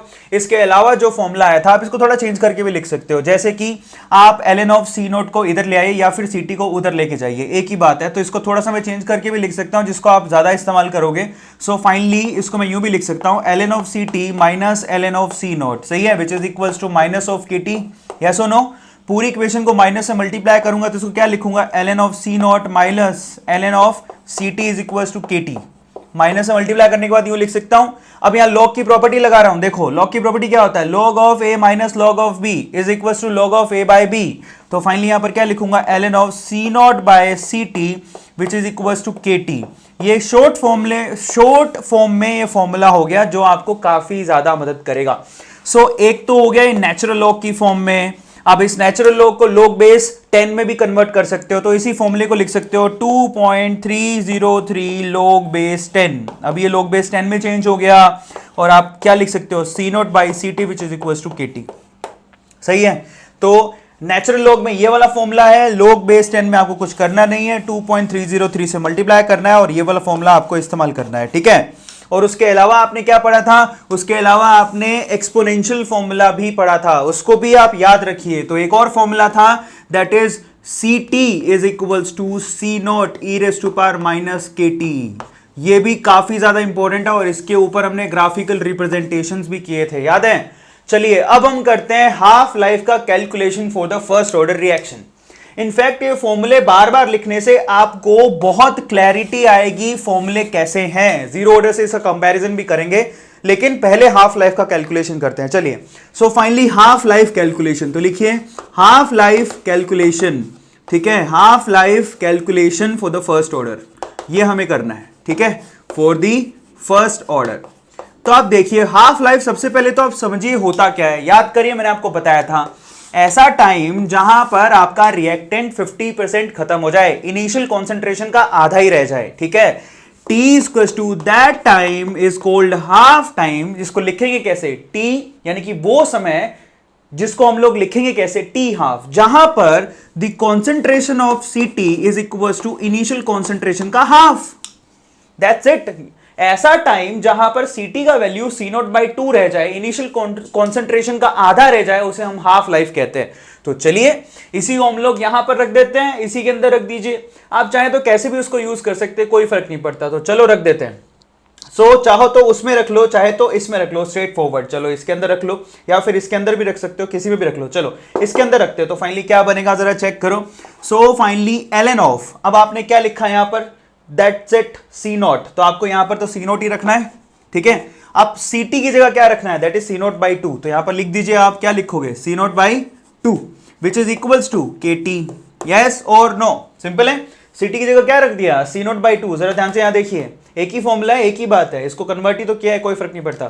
सो फाइनली यहां पर सी नॉट से सी नॉट कैंसिल हो गया, तो फाइनली यहां पर क्या बच गया, this is ln of two, yes और no, which is equals to K T, isn't it. और ये जो टाइम होगा वो क्या कहलाएगा, टी हाफ। क्लियर हो गया सब लोगों को। एक्चुअल में टाइम की जगह आपको टी हाफ लिखना है और सी टी की जगह सी नॉट बाई टू रख दोगे तो हाफ लाइफ आ जाएगा। तो यहां से हाफ लाइफ का फॉर्मूला क्या हो गया, देखिए, तो टी हाफ का वैल्यू कितना हो गया, that is ln of two by के, यस और नो। एक तो ये फॉर्मूला आ गया हाफ लाइफ का, बहुत इंपॉर्टेंट है, ध्यान से उसको देखिएगा, ये एक हाफ लाइफ का फॉर्मूला हो गया। क्लियर है, ln ऑफ टू और साथ में डिवाइड किससे किया, के से, या फिर इसको आप क्या लिख सकते हो, ln ऑफ टू को लिख सकते हैं नेचुरल लॉग, जिसको हम लोग क्या बोलते हैं, log बेस ई, और साथ में 2, आपको इस फॉर्म में भी मिल सकता है, ये आप लोगों को ध्यान रखना है। या फिर आप इसको बदल भी सकते हो, log बेस ई को log बेस 10 में बदल लो, तो एक्चुअल में ये कैलकुलेट होकर कैसे आएगा, देखिए, T half is equals to, अब log बेस ई को log बेस 10 में बदलोगे तो क्या लिखोगे, 2.303, यस, एंड साथ में log बेस 10 और साथ में 2 अपॉन में क्या कर दिया, के। अब आपको मैं बता देता हूं, मैंने एक log की एक वीडियो बनाई थी जिसमें आपको कुछ वैल्यूज को याद करने को बोला था। log बेस 10 2 का वैल्यू कितना होता है, 0.3010, ये आपको पता होना चाहिए, ठीक है। सो आपको log बेस 10 और 2 का वैल्यू मालूम है, तो आपको क्या करना है, उसकी वैल्यू को यहां पर पुट कर दो, तो फाइनली 2.303 इंटू log 2 का वैल्यू कितना होता है, यहां से उठा के रख दो 3010, डिवाइड बाई क्या कर रहे हो, के। सबको समझ में आ गया। सो फाइनली जब आप इसको मल्टीप्लाई करोगे तो ये मल्टीप्लाई करने के बाद जो आएगा वो मैं इधर लिख देता हूं, यहां पर बॉक्स के अंदर बंद करके, क्योंकि ये बहुत ज्यादा इंपॉर्टेंट है। क्लियर हो गया। सो इसको जब आप मल्टीप्लाई करोगे तो एक्चुअल में जो टी हाफ आएगा वो क्या आएगा, दैट इज 0.693 बाई के। So much important. अब सबसे बढ़िया बात, आप लोग याद करो कि जब आप जीरो ऑर्डर में हाफ लाइफ निकाले थे तो जीरो ऑर्डर के लिए जो हाफ लाइफ निकल के आई थी वो डायरेक्टली प्रोपोर्शनल किसके आई थी, सी नॉट के, याद है, directly proportional to C naught था, यानी कि वो इनिशियल कॉन्सेंट्रेशन पे डिपेंड कर रहा था। एक्चुअल में ये किसके लिए था, जीरो ऑर्डर रिएक्शन के लिए। आप जीरो ऑर्डर पे जाइए, उसकी वीडियो मैंने बना रखी है। जीरो ऑर्डर रिएक्शन के लिए टी हाफ का वैल्यू कितना था, याद करिए, that is C naught by 2k, याद है, ये वैल्यू था, यानी कि टी हाफ का वैल्यू सी नॉट पे डिपेंड कर रहा था, उससे डायरेक्टली प्रोपोर्शनल था। लेकिन यहां पे क्या आपको दिखाई दे रहा है क्या सी नॉट का वैल्यू, नहीं, यानी कि यहां पर फर्स्ट ऑर्डर रिएक्शन में जो टी हाफ होता है, यानी कि हाफ लाइफ, वो इनिशियल कॉन्सेंट्रेशन पे डिपेंड ही नहीं करती है, बहुत इंपॉर्टेंट है। तो यहां पर आप स्टेटमेंट लिखोगे, now it is independent of initial concentration, now it is independent of initial concentration of reactant, बहुत ज्यादा इंपॉर्टेंट है, तो बहुत ध्यान से लिखिएगा, इनिशियल कॉन्सेंट्रेशन ऑफ रिएक्टेंट के इंडिपेंडेंट है। तो एक्चुअल में आपको फॉर्मूले कौन से याद करने हैं, एक तो इस फॉर्म में क्वेश्चन आया हुआ है, फर्स्ट ऑर्डर के लिए हाफ लाइफ ln/2। अब मजे की बात, आपको जब ऑर्डर निकालना हो तो वो आपको हाफ लाइफ देख के ऑर्डर पूछ सकता है, देखिए, और ये यूनिक होता है, ये हाफ लाइफ सिर्फ और सिर्फ किसकी होती है, फर्स्ट ऑर्डर की, और किसी के नहीं होती है। सो ln/k अगर हाफ लाइफ है, इसका मतलब ऑर्डर कितना होगा, 1, या फिर log बेस e और 2 हाफ लाइफ है 2/k, तो वो ऑर्डर क्या होगा इसका, 1, या फिर हम कहें 0.693/k हाफ लाइफ है तो ऑर्डर क्या होगा, 1। तो आपको ध्यान रखना है, फर्स्ट ऑर्डर रिएक्शन के लिए जो हाफ लाइफ होती है 0.693/k होता है, आपको सिर्फ k का वैल्यू चाहिए, 0.693 से डिवाइड करो, आपके पास आंसर आ जाएगा। क्लियर है, या फिर इस फॉर्म में भी लिख सकते हो। तो यहां पर हमने हाफ लाइफ का कैलकुलेशन कर लिया, आई होप आप लोगों को समझ में आ गया होगा। एक बार फिर से समझा देता हूं, ये हमारे पास इक्वेशन थी अलग अलग फॉर्म में, हमने इसी में से एक इक्वेशन को इस्तेमाल कर लिया, कौन सा वाला, चाहे इसको कर लो चाहे इसको कर लो, एक ही बात है। तो हमने इसी इक्वेशन को इस्तेमाल किया और इस इक्वेशन में हमने क्या किया, सी टी का वैल्यू रखा C0/2 और टी का वैल्यू कितना रखा, टी हाफ, क्योंकि जब हमारे पास एक ऐसा वक्त जहां पर इनिशियल कॉन्सेंट्रेशन का आधा ही रह जाए उसको हाफ लाइफ बोलते हैं, या फिर आधा कंज्यूम हो जाए उसको हाफ लाइफ बोलते हैं। क्लियर हो गया। सो इसीलिए हम लोगों ने यहां पर वैल्यू रख दी, C0 से C0 कैंसिल हो गया, 2 ऊपर चला गया, ln और ln2 आ गया, और which is equal to k T half. तो टी हाफ का वैल्यू कितना आ गया, ln2/k, क्लियर हो गया। ln को हम लोग नेचुरल लॉग बोलते हैं, तो natural log log base e into 2, इसको आप log बेस 10 में कन्वर्ट कर सकते हो, 2.303 से मल्टीप्लाई करना था, और 2.303 इंटू log बेस 10 2 का वैल्यू होता है 0.3010, वो वैल्यू रख दिया। जब आप इसको मल्टीप्लाई करोगे तो आंसर कितना आएगा 0.693। आप करके देखिए, आपके पास कैलकुलेटर होगा, चाहे तो उसको मल्टीप्लाई करके देख लीजिए। और फाइनली टी हाफ का जो फॉर्मूला निकल के आया दैट इज 0.693 बाई के। और मजे की बात यह है कि जो टी हाफ का फॉर्मूला निकल के आया है वो बिल्कुल इंडिपेंडेंट है इनिशियल कॉन्सेंट्रेशन के, वो जीरो ऑर्डर रिएक्शन के जैसा नहीं है, क्योंकि जीरो ऑर्डर रिएक्शन में टी हाफ का फॉर्मूला क्या था, C0/2 के, याद होगा सब लोगों को। सो बस ये इसमें खास बात थी, तो फटाफट से इसका स्क्रीनशॉट ले लो, उसके बाद हम लोग आगे चलते हैं, ले लीजिए। सो चलिए गाइस अब आगे चलते हैं। अब मैं आप लोगों को डिग्री ऑफ डिसोसिएशन का कैलकुलेशन सिखाऊंगा for the zero order and first order reaction. सबसे पहले तो डिग्री ऑफ डिसोसिएशन का मतलब क्या है और इसकी जरूरत यहां पे कैसे पड़ गई और यहां पे कैलकुलेशन क्यों करेंगे, उन सवालों का मैं जवाब देता हूं, ठीक है। सो चलो फटाफट से शुरू करते हैं। सबसे पहले तो हम लोग ये समझे कि डिग्री ऑफ डिसोसिएशन की यहां कैलकुलेशन की जरूरत क्यों है। आप लोग याद करो, दोनों केसेस में जीरो ऑर्डर और फर्स्ट ऑर्डर के लिए हमने क्या माना था, एक जैसी ही केमिकल रिएक्शन थी। मैंने क्या कहा था आपसे कि ए एक रिएक्टेंट है जो आपको क्या दे रहा है, बी प्रोडक्ट दे रहा है, सही है। ऐसी रिएक्शंस आपको आपकी बुक में भी मिलेंगी, कहीं से भी पढ़ लीजिएगा, एक ही बात है। अब आप याद करो, इसके लिए मैंने आपको कहा था कि T=0 पर इसका कॉन्सेंट्रेशन होता है C0, ये बना ही नहीं है तो इसका कॉन्सेंट्रेशन 0, ठीक है। अब कि T एनी टाइम T पर इसका कॉन्सेंट्रेशन हो जाता है Ct which is less than C0, ये मैं पहले बता चुका हूं। और इसकी वैल्यू कितनी होती है याद करो, C0 में से कुछ घटेगा तो that is C0 minus x. मतलब इस टाइम T पे जब ये पूरा का पूरा क्या कंज्यूम हुआ है, क्या नहीं हुआ, जब कंज्यूम ही नहीं हुआ तो इसका मतलब यहां पर हम लोग क्या कर सकते हैं, क्योंकि आपने जितना डाला वो पूरा का पूरा बी में कन्वर्ट नहीं हो रहा, तो यहां पर डिग्री ऑफ डिसोसिएशन का इसी पर्टिकुलर टाइम पे हम लोग कैलकुलेशन कर सकते हैं, डीओडी की कैलकुलेशन कर सकते हैं। डिग्री ऑफ डिसोसिएशन आपसे क्या कहता है कि एक्चुअल में कितना डिसोसिएशन हुआ है रिएक्टेंट का, इस चीज को समझें। मतलब अगर मैं कहूं आपसे, चलो पहले बी की भी बात कर लेते हैं, यहां पर बी बनेगा बीटी, वो किसके बराबर होगा, एक्स के, ये हम पहले ही देख चुके हैं, आपको पता ही है, ठीक है। सो ये दो चीजों का भी मैं काम लूंगा, क्लियर हो गया। अब सवाल ये कि यहां पर अल्फा की मतलब क्या होती है, तो देखिए अल्फा का मतलब निकल के आता है, मैं इस तरफ लिख देता हूं। सो अल्फा का मतलब होता है आपने कितना डाला और कितना जाके डिसोशिएट हुआ है, यानी कि कन्वर्ट हुआ है प्रोडक्ट के अंदर। तो जरा ध्यान से इसको देखिए, बताइए आपने कितना डाला initially reactant C0 initial concentration, जबकि C0 में से कितना टूटने को गया, एक्स। यही तो है कि C0 में से कितना टूटा, सिर्फ एक्स पार्ट ही है जो कि बी में कन्वर्ट हुआ है, इस चीज को समझें। तो x बाई C0 को हम लोग क्या बोलते हैं, अल्फा। अब अगर x बाई C0 को अल्फा बोलते हैं तो हमको x बाई C0 का वैल्यू निकालना है, इसका मतलब हम अल्फा निकाल रहे होंगे। सबको समझ में आ गया? तो चलो दोनों के लिए निकालते हैं, जीरो और फर्स्ट ऑर्डर दोनों के लिए।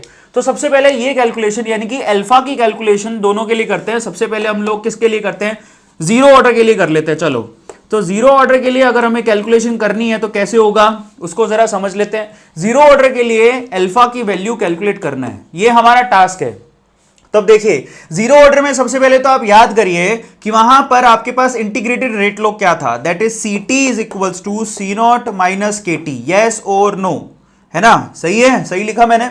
अब यहां पर Ct का वैल्यू रख दो, वो कितना होता है C0 माइनस एक्स, तो मैं यहां लिख रहा हूं that is C0 minus X which is equals to C0 minus Kt, सही है। अब आप क्या करो, सारी इक्वेशन से C0 को क्या करो, डिवाइड कर दो, C0 से सबको डिवाइड कर दो। अगर मैं सब जगह डिवाइड कर दूं, यहां पर भी C0 से डिवाइड कर दूं और यहां पर भी C0 से डिवाइड कर दूं, कोई फर्क थोड़ी पड़ेगा। अब मैंने क्यों किया, क्योंकि हमें x बाई C0 चाहिए, समझ में आ गया। तो फाइनली यहां पर x बाई C0 आपको मिल जाएगा, इसीलिए डिवाइड किया। तो क्या बचेगा जरा चेक करो, C0 by C0 1 minus x by C0 which is alpha, clear है, which is equals to C0 by C0 1 minus यहां पर क्या आएगा Kt बाई C0, सही है। तो यहां से क्या हुआ, बेसिकली x बाई C0 को क्या बोलते हैं, this is 1 minus alpha which is equals to 1 minus Kt by C0, yes और नो। तो फाइनली बताइए कि यहां से अल्फा कितना आ गया, ये तो कैंसिल हो गया ना आपस में, अल्फा का वैल्यू कितना हो गया Kt बाई C0, तो डायरेक्टली अल्फा का वैल्यू आ गया, मैं यहां पर लिख देता हूं that is Kt by C0। ये लीजिए जी, ये हमारे पास अल्फा का फॉर्मूला आ गया for the zero order reaction, Kt by C0, बहुत इंपॉर्टेंट है। मतलब जरा चेक कीजिए, K दैट इज इक्विलिब्रियम, इसको क्या बोलते हैं, रेट कांस्टेंट, है ना, सॉरी इक्विलिब्रियम नहीं, रेट कांस्टेंट। T को क्या बोलते हैं, जिस पर्टिकुलर टाइम पे आप निकालना चाहते हो डीओडी। सी नोट क्या है? Initial concentration. क्लियर हो गया? और ये सवाल ना जाने कितनी बार पूछा गया, तो मैं स्टार लगा देता हूं, ये बहुत इंपॉर्टेंट है। क्लियर हो गया सब लोगों को? चलिए, जैसे जीरो ऑर्डर के लिए कैलकुलेशन करा है, वैसे ही अल्फा की वैल्यू हम लोग किसके लिए निकालते हैं? फर्स्ट ऑर्डर के लिए निकाल के देखते हैं। तो चलिए, फर्स्ट ऑर्डर के लिए अल्फा का वैल्यू कितना होगा, जरा हमें उसके कैलकुलेशन करनी है। तो इसके लिए क्या करो, सबसे पहले फर्स्ट ऑर्डर का क्या करो, इंटीग्रेटेड रेट लो लिख दो। तो आप लोग याद करो, फर्स्ट ऑर्डर का इंटीग्रेटेड रेट लो क्या होता है? That is C T is equals to C naught E raise to power minus के टी। अब ना कमेंट सेक्शन में बहुत कॉमन क्वेश्चन आते हैं ऐसे कि सर इतने सारे फॉर्मूले हम कौन सा रखें, वो सब रिक्वायरमेंट पे डिपेंड करता है, ठीक है, लेकिन फिर भी सबसे आंसर तो सेम ही आने वाला है, क्योंकि सब फॉर्मूले का फॉर्म अलग अलग है, लेकिन सबका मतलब एक ही है, सीटी की वैल्यू दे रहे हैं। एटलीस्ट लास्ट में आप लोगों को सीटी का वैल्यू निकालना है, तो ये फ्रीक्वेंटली इस्तेमाल होता है। इसके अलावा लोग का फॉर्मूला भी फ्रीक्वेंटली इस्तेमाल होता है। तो यहां पर जरा ध्यान से इसको देखो, सबसे पहले आप सीटी का वैल्यू रख दो, कितना आएगा? That is C naught minus X, यहां से वैल्यू उठा के रख दी, which is equals to C naught E raise to power minus के टी। सही है? दिखाई दे रहा है सब लोगों को? अब मैं क्या करूं, उस सी नोट से नीचे डिवाइड कर देता हूं। तो फाइनली क्या लिखूंगा, या फिर पूरी इक्वेशन को सी नोट से डिवाइड कर दो, ऐसे सुंदर दिखेगा, ये लो, ठीक है। अब finally C naught by C naught वो कितना होगा? 1 माइनस यहां क्या लिखूंगा, X by C naught, which is equals to, ये सी नोट से सी नोट कैंसिल हो गया, किसके बराबर आ रहा है? E raise to power minus के टी। यस, और फाइनली ये क्या लिखूंगा, this is 1 minus alpha which is equals to E raise to power minus के टी, क्योंकि एक्स बाई सी नोट को हम क्या बोलते हैं? देखिए यहां पर क्या लिखा है, अल्फा बोलते हैं। यस और नो? सो फाइनली अल्फा का वैल्यू किसके बराबर आ गया? So finally alpha is equals to 1 minus E raise to power minus के टी। आप इसको लॉग की फॉर्म में भी निकाल सकते हैं, कोई बड़ी बात नहीं है। सबको समझ में आ गया? आप चाहे तो आप लॉग वाला फॉर्मूला रख लीजिए, वहां पर भी सी नोट का वैल्यू रख लीजिए, बस आपको एक्स बाई सी नोट अलग करना है, वो आप सोच लीजिए कैसे होगा। सिंपल सी बात है, यहां से बड़े आसानी से अलग हो रहा था, इसलिए मैंने यहां लिख दिया। तो फाइनली अल्फा का वैल्यू कितना आया? That is 1 minus E raise to power minus के टी। ये भी सवाल बहुत बार पूछा गया है, ये अल्फा का वैल्यू है for the first order reaction, काफी इंपॉर्टेंट है, इसको स्टार लगा देता हूं यहां पे। क्लियर हो गया सब लोगों को? सो फाइनली यहां पर देखिए, अल्फा का मतलब होता है डिग्री ऑफ डिसोसिएशन, किसी पर्टिकुलर टाइम पे पूरा तो नहीं टूट रहा है, डिग्री ऑफ डिसोसिएशन आप निकाल सकते हो, और उसकी वैल्यू क्या होगी, आपने कितना डाला और कितना डिसोसिएट हुआ, उसके रेशो को हम लोग अल्फा बोलते हैं, यानी एक्स बाई सी नोट को हम लोग अल्फा बोलते हैं। यानी कि हमें anyhow X by C naught का वैल्यू कैलकुलेट करना है।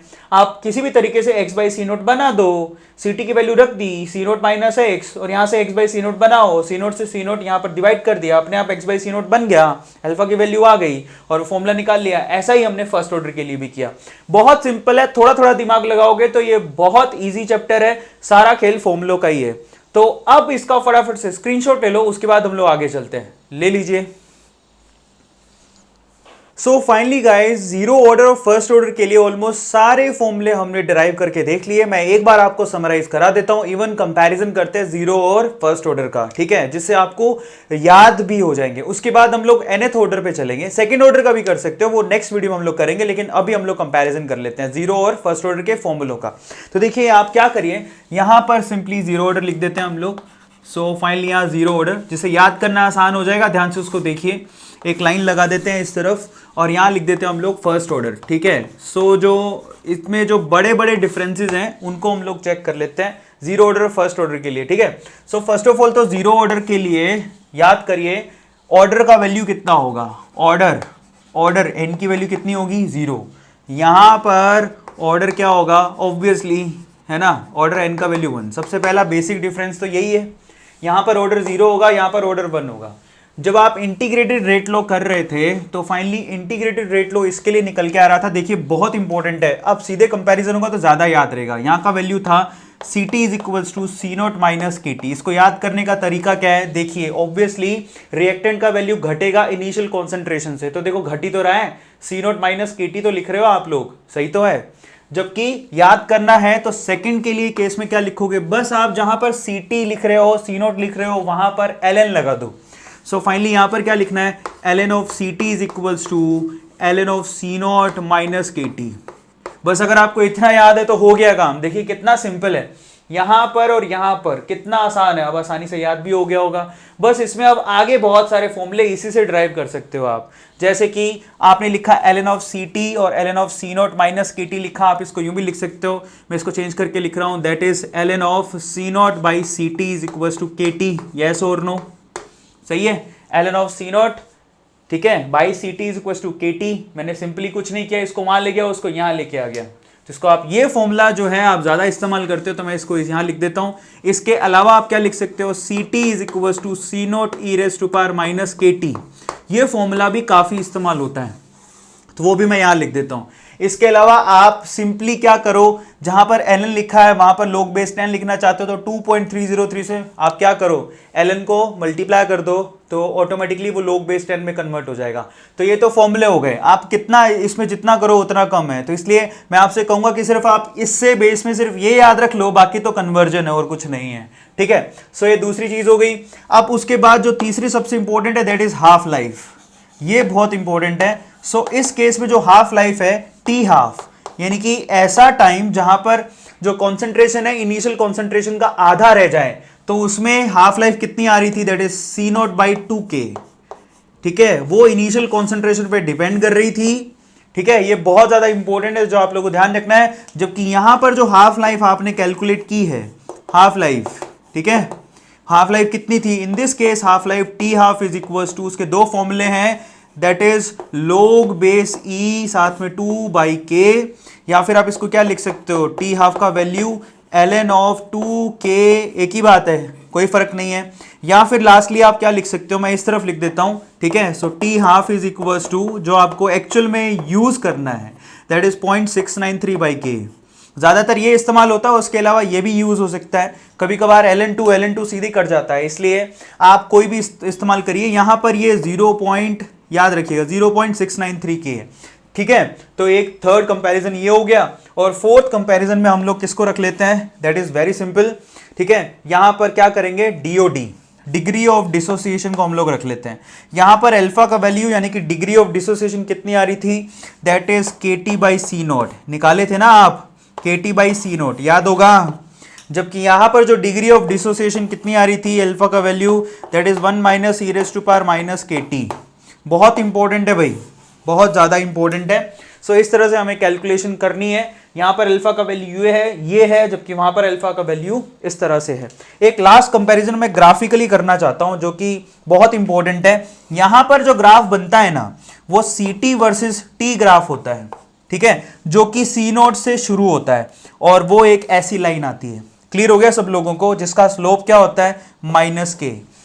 जबकि यही ग्राफ आप फर्स्ट ऑर्डर में बनाओगे तो आएगा ग्राफ सेम ही, लेकिन एक्सेस चेंज हो जाएंगे बस। देखिए, अगर यही ग्राफ उधर बनाना चाहते हो तो यहां पर भी एक ऐसा ही ग्राफ आएगा, बिल्कुल सही है, लेकिन यहां पर एक्सेस भी चेंज हो जाएंगे और स्लोप भी चेंज हो जाएगा। वो कैसे, यहां पर जहां CT लिखा है यहां पर क्या लिखोगे, ln ऑफ CT, और यहां पर क्या लिखोगे, टाइम t। ये शुरू कहां से होगा, ये ln ऑफ C नोट से शुरू होगा, ये C नोट से शुरू हो रहा है, वो ln ऑफ C नोट से शुरू होगा। जबकि यहां पर जो स्लोप आएगा वो याद करो कितना था, किसी को याद है। सो यहां पर तो आ रहा था -k, जबकि उस तरफ क्या था, याद करो, इक्वेशन देखो, यहां पर आपने लिखा भी है, जरा ध्यान से इसको देखो। इस केस में स्लोप क्या है, जरा चेक करो। Now look at it, that is -k ही है, बस ये इंपॉर्टेंट बात है, -k। तो चेंजेस कहां कहां आए वो देखिए, -k तो चेंज आया, यहां पर CT लिखा है, यहां पर T लिखा है, जबकि यहां पर ln ऑफ CT लिखा है। यहां पर क्या लिखा है, C नोट, यहां पर ln ऑफ C नोट। अभी स्लोप तो आपको सेम ही दिखाई दे रहा है, बदलेगा कब, जब आप इसको log बेस 10 में लेके जाओगे तो सब कुछ बदल जाएगा। तो यहां पर क्या लिखोगे, log बेस 10 CT, याद है, यहां पर क्या लिखोगे, T। ये शुरू कहां से होगा, log बेस 10 C नोट से शुरू होगा। ये लाइन भी ऐसी ही आएगी, लेकिन इस बार स्लोप चेंज होके क्या हो जाएगा, -k/2.303, log में चला गया। तो इस वे से मैं बोला था कि यहां पर स्लोप इस तरह से चेंज होगा। क्लियर होता है। तो यहां पर ये चीजें आपको ध्यान रखनी है, अगर इतना ध्यान रह गया तो हो गया। अब देखिए पहचानने का तरीका, ऑर्डर कैसे पता लगेगा, ये बहुत इंपॉर्टेंट है। ग्राफ देखिए ऑर्डर पूछ सकता है, इसका ग्राफ अगर ऐसा दिखाई दे, और आपको एक्सेस देखना है, मेनली ग्राफ नहीं देखना, क्योंकि ग्राफ तो सेम ही है। एक्सेस देखोगे तो अगर एक्सेस CT और T के बीच में तो 0 ऑर्डर, और अगर ln लगा हुआ है तो फर्स्ट ऑर्डर। अल्फा की वैल्यू देख के भी पूछ सकता है कि अल्फा की वैल्यू से बताओ कि यहां पर ऑर्डर कितना है। हाफ लाइफ देख के भी पूछ सकता है, और एक्सप्रेशन देख के भी आपको आइडिया लगाना पड़ सकता है कि भैया ऑर्डर कितना। क्लियर हो गया। सो ये डिफरेंसेस थे जो कि काफी ज्यादा इंपॉर्टेंट है। सो फटाफट से इसका स्क्रीनशॉट ले लो गाइस, ले लिया। सो चलिए guys, second order chemical reaction को पढ़ते हैं। सेकेंड ऑर्डर का मतलब क्या है? ऐसी केमिकल रिएक्शन जिसका ऑर्डर 2 हो। आया समझ में? जिसका ऑर्डर क्या हो? 2 हो, यानी n का वैल्यू 2 हो। चलिए इमेजिन करते हैं, let us suppose we have a chemical reaction A, जो आप लोगों को क्या दे रहा है? Suppose B as a product मिल रहा है आप लोगों को, ठीक है। वही सेम चीज करनी है, लेकिन इस बार ऑर्डर 2 है और कुछ नहीं है। T इक्वल्स टू 0 पर हम मान लेते हैं कि जो आपके पास रिएक्टेंट है उसका इनिशियल कॉन्सेंट्रेशन C0 है। सो A का कॉन्सेंट्रेशन C0 है और B यहां बना ही नहीं है, इसकी वैल्यू 0 है। T equals to any particular time T ले लेते हैं जहां पर इसका कॉन्सेंट्रेशन चेंज हो गया, CT हो गया। तो देखिए 0 पर है C0, T पर है CT which is equals to, अब ये किसके बराबर है? दैट इज C0 में से कुछ वैल्यू घटा दीजिए, ठीक है, अल्फा निकालने के काम आएगा। So C T is equal to C0 minus X, initial value का कुछ पार्ट यहां से घट गया, तो इसकी यहां पर B यानी प्रोडक्ट का वैल्यू कितना हो गया है? मान लेते हैं BT, वो किसके बराबर होगा? ऑब्वियसली x के। ऐसा क्यों? क्योंकि A एक कंज्यूम होता है तो B एक ही बनता है, यहां तो साफ दिखाई दे रहा है। तो इसका मतलब आपने A से कितना निकाला है? x, तो B कितना बनेगा? x ही तो बनेगा। सो फाइनली यहां तक हम लोग पहुंच गए। सो चलो इसके लिए हम लोग दोनों रेट लो लिखते हैं। First of all differential rate law, उसके बाद जो रेट लो है विद रिस्पेक्ट टू ऑर्डर उसको लिखेंगे। तो सबसे पहले डिफरेंशियल रेट लो, तो लिखिए डिफरेंशियल रेट लो। डिफरेंशियल रेट लो, डिफरेंशियल रेट लो कैसे लिखेंगे जरा चेक करो। डिफरेंशियल रेट लो में आपको सपोज आपको ए के रिस्पेक्ट में लिखना है क्योंकि वो रिएक्टेंट है, तो कैसे लिखोगे? According to differential rate law, rate of reaction जिसको हम लिख सकते हैं स्मॉल r से, that is equals to minus dc by dt, that is change in concentration of A with respect to time. आप इसको यूं भी लिख सकते हो, minus change in concentration of A with respect to time. समझ में आ गया? मैंने सीधे लिख दिया कॉन्सेंट्रेशन ऑफ ए, उसको हम लोग सी मान लेते हैं, change in concentration with respect to time इसको आर मान लिया। तो ये हमारे लिए डिफरेंशियल रेट लो हो गया। तो अब ये तो हो गया हमारे लिए पहला। अब rate law with respect to order.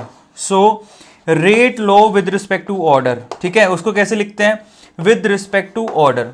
Order के रिस्पेक्ट में कैसे लिखते हैं? क्योंकि मैंने आपसे पहले ही कहा कि ऑर्डर की वैल्यू 2 है, तो उसके रिस्पेक्ट में रेट लो कैसे लिखा जाएगा? That the rate R is equals to K, ठीक है, कॉन्सेंट्रेशन टू द पावर 2, क्योंकि ऑर्डर कितना है? 2।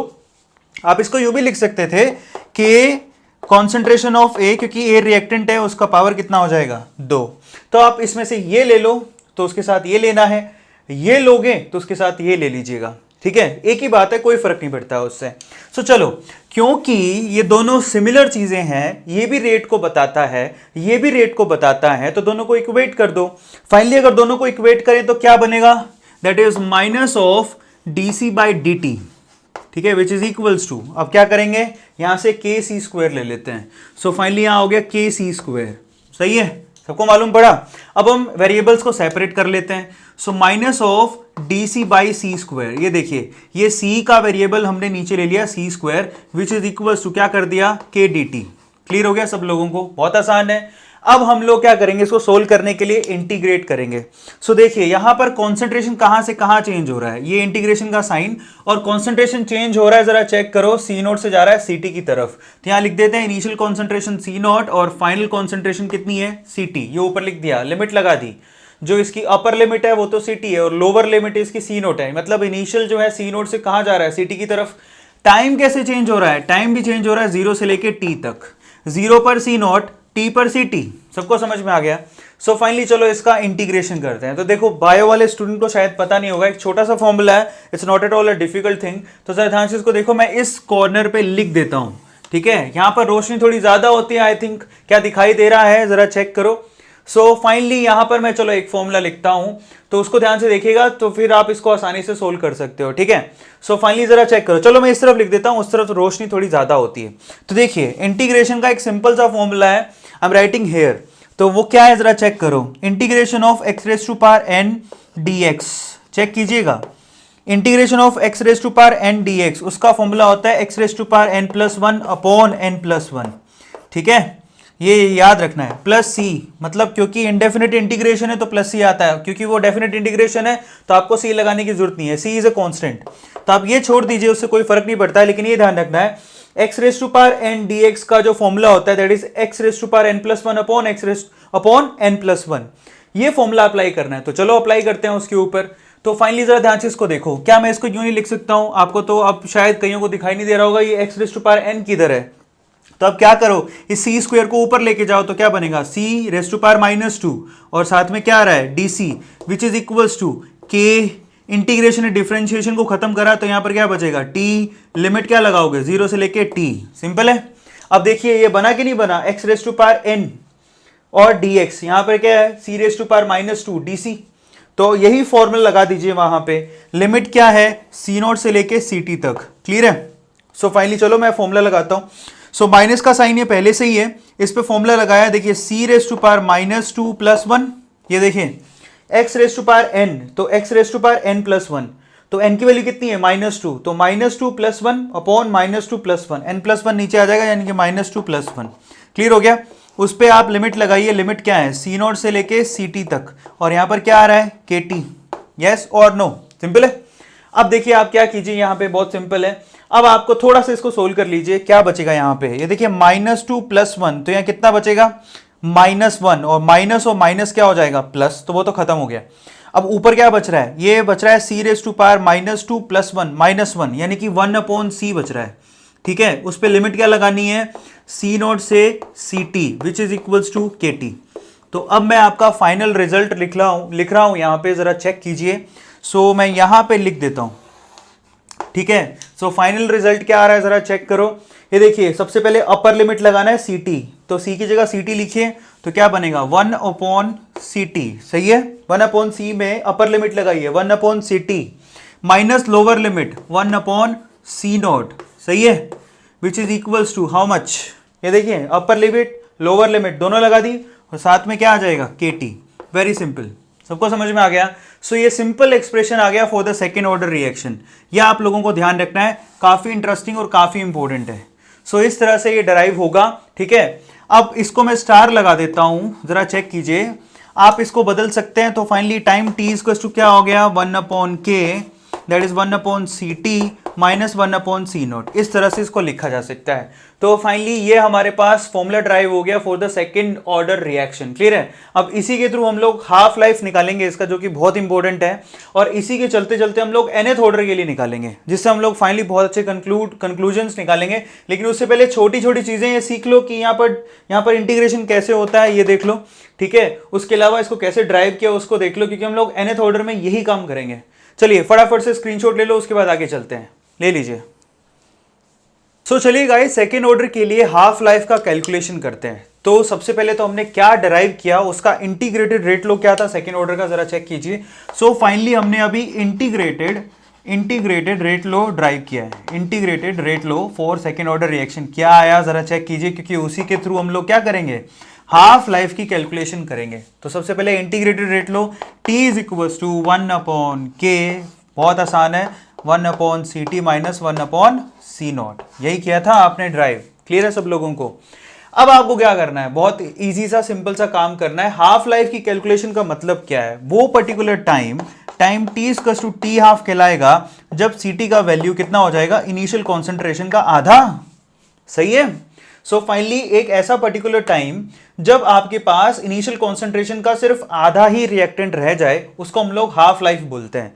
तो चलिए t की जगह t हाफ रख दीजिए और ct की जगह c0/2 रख दीजिए, तो रखिए क्या बनेगा जरा चेक कीजिए। सो t की जगह हमने रख दिया t हाफ, जो हमें कैलकुलेट करना है, दैट इज 1/k, और साथ में क्या आ रहा है, देखिए यहां पर क्या लिखेंगे 2/c0 नहीं लिखेंगे, यहाँ ct की जगह c0/2 रखना है, तो c0/2 2 ऊपर चला जाएगा तो 2/c0 माइनस यहां पर क्या है 1/c0, सिंपल है। तो ये 1/c0 कॉमन निकाल लो, तो फाइनली c0 का वैल्यू क्या बन रहा है जरा चेक करो। सो फाइनली t हाफ का वैल्यू क्या बन रहा है जरा चेक करो। So t half is equals to क्या बन रहा है जरा चेक करो, 1/c0 कॉमन निकाल लिया, तो यहां पर आ रहा है 1/c0 और साथ में आ रहा है k, सही है।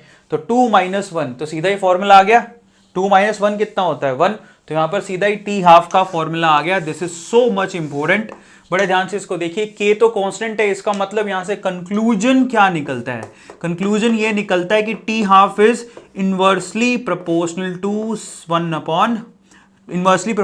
c0, क्लियर हो गया। सो या डायरेक्टली प्रोपोर्शनल टू 1/c0, बहुत इंपॉर्टेंट है, इसका मतलब ये हाफ लाइफ इनिशियल कॉन्सेंट्रेशन के एंटी प्रोपोर्शनल है। मतलब जैसे जैसे इनिशियल कॉन्सेंट्रेशन घटाओगे हाफ लाइफ बढ़ने लगेगा। क्लियर हो गया सब लोगों को? तो ये बहुत इंपॉर्टेंट कंक्लूजन है for the second order reaction. Clear रखना, याद रखना आप लोग, for the second order reaction बहुत इंपॉर्टेंट कंक्लूजन है। अब मैं थोड़ा सा ना आप लोगों को याद दिलाता हूं। आप लोग याद करिए, आपने जीरो ऑर्डर के लिए भी निकाला था हाफ लाइफ। जीरो ऑर्डर के लिए हाफ लाइफ क्या था, याद करिए। For zero order reaction T half का वैल्यू जो था बेसिकली वो डायरेक्टली प्रोपोर्शनल था सी नोट के। एक्चुअल में वो वैल्यू आती थी टी हाफ की, याद कीजिए, that is C naught by 2 के।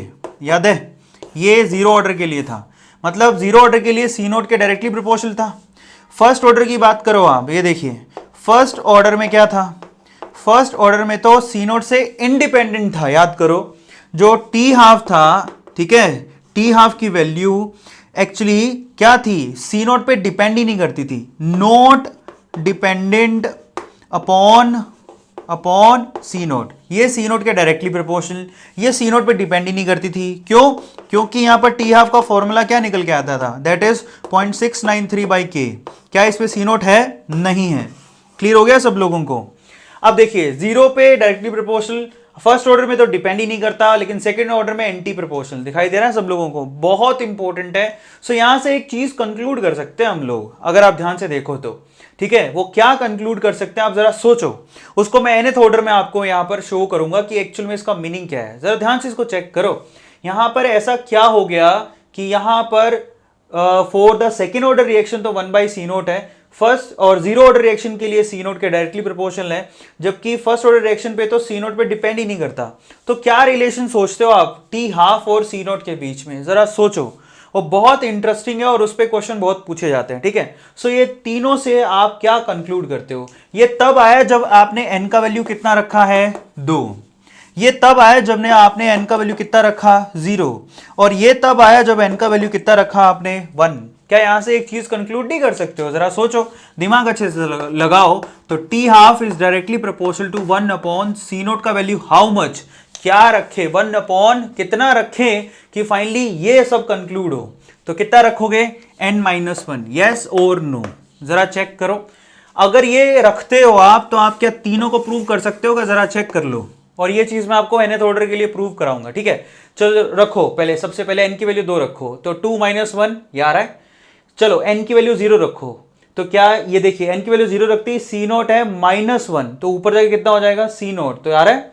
अच्छा, अब n की वैल्यू 1 रख के देखो, 1-1 0, इंडिपेंडेंट हो गया। तो यहां पर ये बहुत ही इंपॉर्टेंट कंक्लूजन निकल के आया है that for any order, for nth order, किसी भी ऑर्डर के लिए आप ये चीज कंक्लूड कर सकते हो that T half is directly proportional to 1 upon C naught to the power n-1। ये मैं आपको nth ऑर्डर में प्रूव भी करके दिखाऊंगा, लेकिन ये बहुत इंपॉर्टेंट है। इनिशियल कॉन्सेंट्रेशन और टी हाफ में क्या रिलेशन होता है, ऑर्डर के रिस्पेक्ट में यहां लिखा, for nth order 1 upon C naught n-1 इसके डायरेक्टली प्रोपोर्शनल होता है, ठीक है। सो ये बहुत इंपॉर्टेंट है। तो फटाफट से आप इसका स्क्रीनशॉट ले लो, उसके बाद हम लोग आगे चलते हैं। nth ऑर्डर को प्रूव करके दिखाता हूं, चलिए ले लीजिए फटाफट से, उसके बाद आगे चलते हैं। सो चलिए गाइज, अब हम nth ऑर्डर के लिए निकालते हैं, मतलब जनरलाइज फॉर्म। तो बड़े ध्यान से उसको देखिएगा, मतलब 0 कर लिया, फर्स्ट कर लिया, सेकंड कर लिया, अब उसके बाद है ना थर्ड, फोर्थ, फिफ्थ करने की जरूरत नहीं है, सीधे nth पर चलते हैं।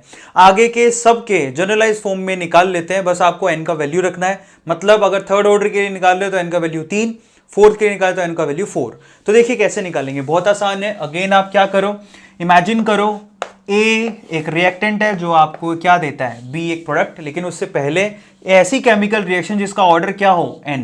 सबको क्लियर हो गया? अभी ऑर्डर क्या निकाला है आपने, जनरलाइज फॉर्म में निकाल रहे हैं, तो ऑर्डर का वैल्यू कितना है, N सीधे। सबको समझ में आया? सबसे पहले T=0 ले लो, इसकी कॉन्सेंट्रेशन C नोट है, इसकी वैल्यू 0 है, ये वही काम कर रहा हूँ। T=T पर इसकी वैल्यू Ct है, which is equal to C naught minus x, सही है। तो इसकी वैल्यू कितनी हो गई, Bt, which is equal to x, वही काम किया। सबसे पहले आप क्या करो, डिफरेंशियल रेट लो, लिखो। सो फाइनली इसका डिफरेंशियल, ठीक है, डिफरेंशियल रेट लो, सेम काम है, कुछ भी अलग नहीं है। डिफरेंशियल रेट लो लिखोगे तो क्या लिखोगे, that is rate of reaction R is equals to that is minus of dc by dt, yes और नो, या फिर इसको माइनस da बाई dt भी लिख सकते हो, that is change in concentration of A with respect to time, या फिर चेंज इन कॉन्सेंट्रेशन सीधे लिख दो विद रिस्पेक्ट टू टाइम। ये तो हो गया हमारा डिफरेंशियल रेट लो, ठीक है। अब हम क्या लिखेंगे, rate law with respect to order, with respect to order, ठीक है। ऑर्डर के रिस्पेक्ट में कैसे लिखोगे, अब क्योंकि ऑर्डर n है आपका, तो इस हिसाब से रेट ऑफ रिएक्शन क्या होगी, R इज इक्वल टू के सी टू द पावर n। समझ में आ गया। या फिर इसको क्या लिख सकते हो, के concentration of A to the power n। अब यहां से ये लोगे तो ये ले लेना, ये लोगे तो ये ले लेना, सिंपल है। अब क्या करना है आपको, आप इन दोनों को इक्वेट कर दो, बहुत इजी है। तो चलिए, क्योंकि ये भी रेट को बता रहा है, इक्वेशन नंबर 1 इक्वेशन नंबर 2 दोनों रेट को बता रहे हैं, दोनों को इक्वेट कर दो तो क्या बनेगा, नीचे ही लिख रहा हूं। सो फाइनली ये बनेगा minus of D by D T which is equals to के C raise to power N. अब आप क्या करो, वेरिएबल्स को सेपरेट कर दो, तो उस तरफ कर देता हूं। देखिए, so finally minus of D C by C raise to power N, ठीक है, which is equals to K T which is equals to K into D T. ये देखिए, सो अब क्या करिए, दोनों तरफ इंटीग्रेशन कर दीजिए, कहां से लेके कहां तक, सी नोट से लेके सी टी तक, तो यहाँ वेरिएबल है, और यहाँ 0 से लेके टी तक वेरिएबल है, सही है। अब फॉर्मूला लगाइए, ये वही है C raise to power minus N, वही फॉर्मूला लगाना है। सो फाइनली क्या बनेगा, जरा चेक करो, यहां पर बनेगा सी रेज टू पावर, ठीक है, minus N plus 1 upon minus N plus 1। वही फॉर्मूला है जो मैंने आपको लास्ट टाइम पे लिखवाया था, x raise to power N D x का, सेम वही फॉर्मूला अप्लाई कर रहा हूं। माइनस का साइन यहां पहले से बाहर है, लिमिट क्या लगानी है आपको, सी नोट से लेके सी टी तक डायरेक्टली लिख दिया है। होप आपको समझ में आ गया होगा। के यहां पर क्या होगा, टी 0 से लेके टी तक, ये वही काम है, हम लोग काफी टाइम से करते आ रहे हैं, वही काम वापस कर दिया मैंने, कुछ नहीं है, बहुत सिंपल है। तो यहाँ पर फॉर्मूला कौन सा लगा, जिसको समझ में नहीं आए मैं यहाँ पर फिर से लिख देता हूँ, that is integration of x raise to power N D x. इसका क्या फॉर्मूला होता है, x raise to power N plus 1 upon N plus 1। तो ये फॉर्मूला यहाँ पर लगा के देख लो। तो यहाँ पर x की जगह c है, चेक कीजिए, और n की जगह माइनस n है, क्योंकि ऊपर जाएगा ये। क्लियर हो गया। सो अब देखिए यहाँ पर क्या करो, सबसे पहले इसको थोड़ा सा सिंप्लीफाई कर लो। तो यहाँ पर ये क्या हुआ, माइनस एन प्लस 1, और ये माइनस अगर मल्टीप्लाई कर दो तो यहाँ क्या बच रहा है, जरा चेक करो, n माइनस 1, सही है। और यहाँ पर क्या बच रहा है, 1 अपॉन क्या बच रहा है, सी एन माइनस 1, सही है। उसको नीचे ले आया और इस पे लिमिट क्या लगाओगे, सी नोट से लेके सी टी तक, और यहाँ क्या लिखा है, के टी। ध्यान से देखना है इसको। अब आप क्या करिए, लिमिट लगाइए, अपने आप ऑटोमेटिकली आइडिया हो जाएगा। सो फाइनली यहाँ पर क्या बन रहा है, 1 अपॉन एन माइनस 1, ठीक है। सबसे पहले अपर लिमिट 1 अपॉन, यहाँ देखिए सबसे पहले upper limit C T N minus 1 minus lower limit 1 upon C naught N minus 1, limit लगा दी which is equals to K T. ये लीजिए एक्सप्रेशन आ गया nth ऑर्डर के लिए। अब n की वैल्यू रखते जाओ, आंसर निकालते जाओ। अगर आप n की वैल्यू 2 रखते हो तो 2 माइनस 1, ये वही एक्सप्रेशन आएगा वापस, चेक करो। सो यहाँ पर कितना हुआ, 2 माइनस 1, और यहाँ पर कितना हुआ, 2 माइनस 1। क्लियर है सब लोगों को। सो 2 माइनस 1 कितना, 1। सो 2 माइनस 1 1, तो 1 upon C T minus 1 upon C naught, वही एक्सप्रेशन आ गया। सेकंड ऑर्डर के लिए निकाल के देख लो, जो आपने लास्ट टाइम पे निकाला है। n की वैल्यू 2 रखते हो तो सेम आ रहा है, तो अब इसका n की वैल्यू 3 रखोगे तो क्या आएगा, 3 माइनस 1 2, और यहाँ 3 माइनस 1 तो स्क्वायर हो जाएगी, यहाँ 3 माइनस 1 वहाँ भी स्क्वायर हो जाएगी। तो इस तरह से आप n की वैल्यू रखते जाओ, आपके एक्सप्रेशन आते जाएंगे, ठीक है। अब हम इसके लिए हाफ लाइफ की कैलकुलेशन करेंगे, ये सेम फॉर्मूला इस्तेमाल करेंगे और इसके लिए हाफ लाइफ देखेंगे, ठीक है। जनरलाइज फॉर्म में हाफ लाइफ क्या निकलती है, क्लियर हो गया, जो कि बहुत ही ज्यादा इंपॉर्टेंट है, जिससे मैं एक चीज कंक्लूड करूंगा। लेकिन उससे पहले फटाफट से स्क्रीनशॉट लो, उसके बाद आगे चलते हैं, ले लीजिए। सो चलिए गाइस, अब हम nth ऑर्डर के लिए हाफ लाइफ का कैलकुलेशन करते हैं, तो ध्यान से उसको देखिएगा। फर्स्ट ऑफ ऑल तो हाफ लाइफ का मतलब, लेकिन उससे पहले nth ऑर्डर के लिए हमने ये एक्सप्रेशन अभी ड्राइव किया था, ठीक है। वो क्या था, kt is equals to 1 upon n minus 1 1 upon C T N minus 1 minus 1 upon C naught N minus 1, ये अभी ड्राइव किया था थोड़ी देर पहले, ठीक है। सो अब जरा ध्यान से इसको देखिए, एक ऐसा particular time t equals to T half कहलाएगा जब सी टी का वैल्यू इनिशियल कॉन्सेंट्रेशन का कितना हो जाए, आधा रह जाए। तो t equals to T half रख दो और सी टी की जगह सी नोट बाई 2 रख दो। तो यहां रखेंगे तो क्या होगा, so finally K T half which is equals to 1 upon N minus 1, ठीक है। यहां पर क्या हो रहा है, देखिए चेक कीजिए, सी टी की वैल्यू रखनी है सी नोट बाई 2, तो ध्यान से इसको देखिए, सी टी की जगह मैंने रखा सी नोट बाई 2, सही है। उस पर पावर कितनी है, एन माइनस 1, सही है। माइनस 1 माइनस ऑफ 1 अपॉन, यहां पर क्या लिखना है, सी नोट अपॉन यहां पर हो गया n-1, C naught to the power n-1, ठीक है। सो टी हाफ रख दिया टी की जगह पे और सी टी की जगह सी नॉट बाई 2 रख दिया। अब इसको सिंप्लीफाई करना है, तो देखिए सो के T half which is equals to 1/n-1, सही है।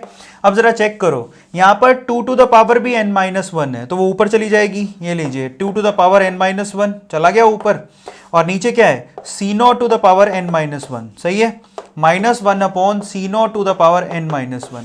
तो यहां से क्या कॉमन आ रहा है, C naught to the power n-1 दोनों तरफ से कॉमन आ रहा है, वो बाहर निकाल लीजिए। तो फाइनली एक्सप्रेशन क्या बन रहा है, मैं उस तरफ लिख रहा हूं।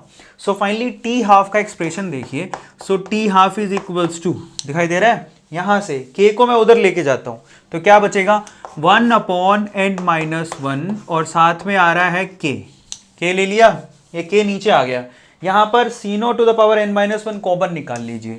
सो 1/c naught to the power n-1, ये भी कॉमन आ गया। अंदर क्या बच रहा है, अब ये अगर कॉमन निकाल लिया तो ऊपर बच रहा है हमारे पास 2 रेज़ टू पावर n-1 ये। अब आपको ये याद नहीं रखना है, क्लियर हो गया, आपको धीरे धीरे अब इसकी हैबिट हो जाएगी, इसमें याद क्या रखना है वो देखिए। आप यहां से साफ तौर पे एक चीज नजर आ रही है, चेक करिए, ये तो ऑर्डर है और ये क्या है, ये रेट कांस्टेंट है। तो यहां से एक चीज साफ नजर आ रही है कि दैट टी हाफ जो है वो एंटी प्रोपोर्शनल है C naught to the power n-1, जो कि मैंने आपसे कहा था, मैं आपको प्रूफ भी करके दिखाऊंगा।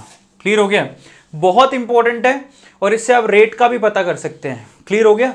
सो ये चीज जो है आपको ध्यान रखनी है कि टी हाफ जो है सी नॉट के n-1 पावर के हमेशा क्या होता है, एंटी प्रोपोर्शनल। ये बहुत इंपॉर्टेंट रिजल्ट है, ठीक है। मैं आपको इसका रीजन आपको आगे क्वेश्चन के तौर पे बताऊंगा, लेकिन इसका सेंस ये निकलता है ओवरऑल, जो मैंने आपको पहले भी कहा था, मैं आपको प्रूव करके दिखाऊंगा। सो फाइनली देखिए nth ऑर्डर के लिए भी हमने कैलकुलेशन को कंप्लीट कर डाला। क्लियर हो गया। सो आप इसका स्क्रीनशॉट लो, उसके बाद हम लोग क्वेश्चन चालू करते हैं, क्योंकि हमारे हर ऑर्डर तक का क्या हो चुका है, सारे फॉर्मूले हमने ड्राइव कर लिए, 0 ऑर्डर के, फर्स्ट ऑर्डर के, सेकंड ऑर्डर के, इवन nth ऑर्डर के भी हमने ड्राइव कर लिए। अब तो खेल सिर्फ इतना है कि ये सारे फॉर्मूले इस्तेमाल कैसे होंगे, उसके लिए हम लोगों को न्यूमेरिकल करना है। लेकिन एक बहुत ही वंडरफुल न्यूमेरिकल है जो आपके एनसीईआरटी में भी दे रखा है और एज अ रिजल्ट उसको काफी बार कॉम्पिटिटिव एग्जाम में इस्तेमाल करते हैं, ठीक है, उसको हम लोगों को चेक करना है। तो फटाफट से इसका स्क्रीनशॉट ले लो, वो लास्ट क्वेश्चन करते हैं, उसके बाद आगे चलेंगे। चलिए ले लीजिए। सो चलिए गाइस, एक क्वेश्चन करते हैं जो कि आपकी एनसीईआरटी में सीधे गिवन है और वो बोर्ड एग्जाम में सीधे पूछा जाता है, और यही क्वेश्चन बहुत सारे कॉम्पिटिटिव एग्जाम में इसका रिजल्ट सीधे पूछा गया है। तो क्वेश्चन क्या है पहले आप लिख लीजिए, उसके बाद मैं उसको प्रूव करवाता हूं। तो क्वेश्चन लिखिए, prove that in first order reaction the time taken to complete the reaction up to 99.9%, ठीक है, the time taken to complete the reaction up to 99.9% is 10 times the half life of first order reaction. जरा question को समझेगा, 50% जब आपकी first order reaction खत्म हो जाती है तो उसमें जो भी समय लगता है, ठीक है, और यहां पर कंपैरिजन उस समय का किससे हो रहा है, 99.9% जब रिएक्शन खत्म हो जाती है फर्स्ट ऑर्डर में, उसमें जो समय लगता है उनमें आपस में आपको रिलेशन बताना है। और ये कह रहा है कि 99.9% जो समय लग रहा है वो 10 गुना है 50% में जो समय लगा है। ये प्रूव करके दिखाना है आपको, ठीक है, ये क्वेश्चन है। तो जरा ध्यान से इसको देखिए, बहुत सिंपल क्वेश्चन है। सो फर्स्ट ऑफ ऑल तो क्योंकि फर्स्ट ऑर्डर रिएक्शन की बात हो रही है तो उसके लिए पहले हम देख लें कि हाफ लाइफ में कितना समय लगता है। हाफ लाइफ फर्स्ट ऑर्डर का मैं आपको प्रूव करवा चुका हूं, जरा चेक करो, मैं यहां लिखता हूं, ठीक है, आंसर बता रहा हूं, जरा ध्यान से उसको चेक करना। फॉर फर्स्ट ऑर्डर रिएक्शन, ठीक है, आप जरा याद करो आपका जो हाफ लाइफ था वो कितना था, मतलब टाइम टेकन जब आपका 50% रिएक्शन खत्म हो गया। 50% रिएक्शन खत्म होने का मतलब ये है कि आपका जो रिएक्टेंट है वो 50% फिनिश हो चुका है। तो उसके लिए टी हाफ का मतलब वैल्यू कितना था, 0.693/k। अब आप याद करो कि ये 0.693/k आया कैसे था, तो ये आया था ऐसे, T half is equals to, याद करो, ln ऑफ 2/k इसका वैल्यू भी था, ठीक है। ln ऑफ 2 की वैल्यू आप जानते नहीं थे तो ln को आपने कन्वर्ट किया था किसके अंदर, आपने कन्वर्ट किया था 2.303 log base 10, ठीक है, वैल्यू 2/k, याद है। तब आपने log 2 का वैल्यू रखा था 0.3010 जब उसको मल्टीप्लाई किया था और ये रिजल्ट आया था। तो मतलब ये वैल्यू इसके इक्वल है 2.303 इंटू 0.3, याद है 0.3010, ये वैल्यू था log 2 का बेस 10 में अपॉन k, ये इसके बराबर है। आप खुद से मल्टीप्लाई करके देख लो, बस आप ये रिजल्ट याद रखोगे तो हो गया समझो। अब ये रिजल्ट आपको पता होना चाहिए कि ये हाफ लाइफ है फर्स्ट ऑर्डर का, क्लियर होता है। ये सारे सेम ही फॉर्मूले हैं, 0.693 बाई के, ln ऑफ 2 बाई के। मोबाइल है तो अभी कैलकुलेट करके देख लो, सब सेम है, खुद से निकाल के देख लो। अब ये तो हो गया हाफ लाइफ, यानी कि 50% जब केमिकल रिएक्शन खत्म होगी तो इतना समय लगेगा। अब सवाल है कि 99.9% अगर केमिकल रिएक्शन खत्म होगी तो कितना समय लगेगा, क्योंकि केमिकल रिएक्शन तो सेम है तो के का वैल्यू तो सेम ही रहेगा। तो हम निकालते हैं 99.9% जब वैल्यू आपके पास इनिशियल कॉन्सेंट्रेशन का इतना परसेंट खत्म हो गया तो बचा कितना, वही रखना आपको। तो देखो फर्स्ट ऑर्डर रिएक्शन के लिए आप लोग याद करो कि आपने इक्वेशन क्या लगाया था, याद करो वहां पर, याद करो कि ये रिएक्शन आपके पास इंटीग्रेटेड रेट लो ये निकल के आया था, that time t is equals to 2.303 by K. अब ये आप जाके एक बार चेक कर लेना, मैंने सब प्रूव करवा रखा है, ठीक है। सो साथ में क्या था, log ऑफ बेस 10, क्योंकि यहां 2.303 लिखा है तो log बेस 10 आएगा, ln नहीं आएगा।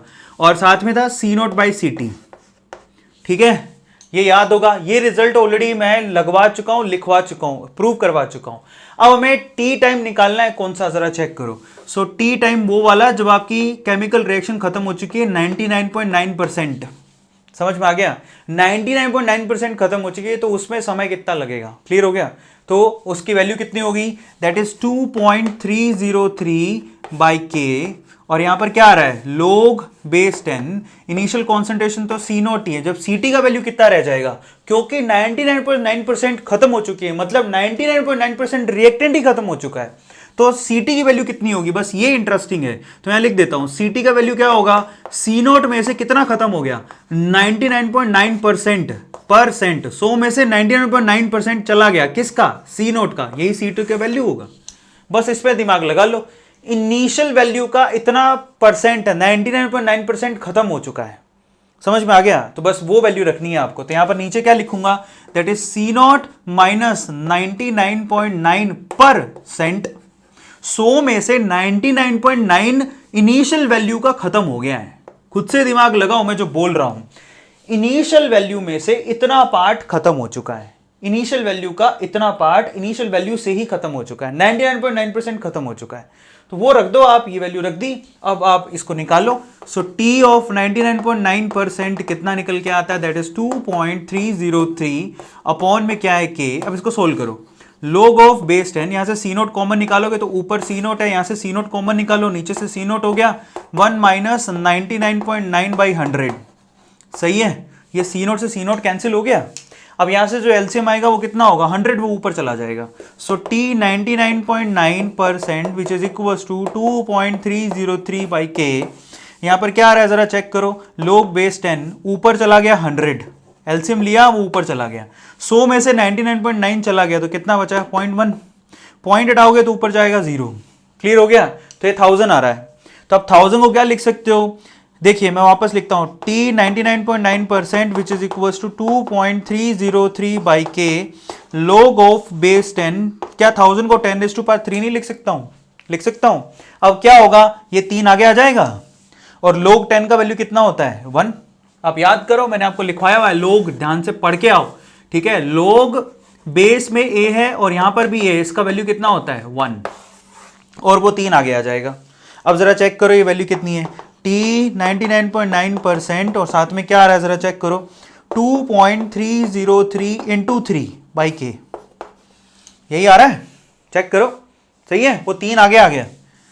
और log बेस 10 इंटू 10 का वैल्यू कितना होता है 1, तो ये वैल्यू आ रहा है। अब खुद ही कंपैरिजन कर लो, सामने देखो, ये है T हाफ, ये पूरा T हाफ है, दिखाई दे रहा है, और ये क्या है हमारे पास T 99.9, क्या रिलेशन है, ये तो सेम ही है 2.303 बाई के, क्लियर हो गया। यहां पे भी 2.303 बाई के, बस यहां पर है 0.3 और यहां पर है 3, क्लियर होता है। तो आप क्या करोगे, इस 3 को 0.3 में बदलूं तो क्या लिखूंगा, अगर इस 3 को 0.3 में बदलूं तो मैं यहां, अगर मैं यहां पर पॉइंट लगा दूं तो इंटू क्या लिखूंगा, 10 नहीं लिखूंगा क्या, अगर मैंने यहां पॉइंट लगा दिया तो इंटू 10 कर दूं, क्योंकि 0.3 इंटू 10 वापस से 3 हो जाएगा। अब ये देखिए ये क्या है, ये जरा चेक कीजिए, ये क्या है, ये देखिए ये है T हाफ, चेक करो T हाफ का वैल्यू कितना है, 2.303 इंटू 0.3 डिवाइड बाई के, ये 0.3010 है, लेकिन अप्रोक्सीमेटली 0.3 है ना, ये तो बहुत ही माइन्यूट नंबर है, तो वी कैन नेग्लेक्ट इट। तो फाइनली वो टी हाफ के इक्वल है। तो हमारा प्रूव हो गया क्या, that T 99.9% is equals to, ये पूरा नंबर है टी हाफ और इनटू क्या आ रहा है 10, बस यही प्रूव करना था। ये देखिए ये आंसर आ गया। क्लियर होता है सब लोगों को? सो यही प्रूव करना था और यहीं यहां पर लिखा भी है, क्या लिखा है, prove that the first order reaction time taken to complete the reaction up to 99.9% is 10 times. देखिए 10 टाइम्स आ रहा है। टी हाफ लाइफ बहुत इंपॉर्टेंट है, ये बहुत बार पूछा जाता है। इवन ये रिजल्ट ही है जो सीधे बहुत सारे कॉम्पिटिटिव एग्जाम में पूछा जा चुका है।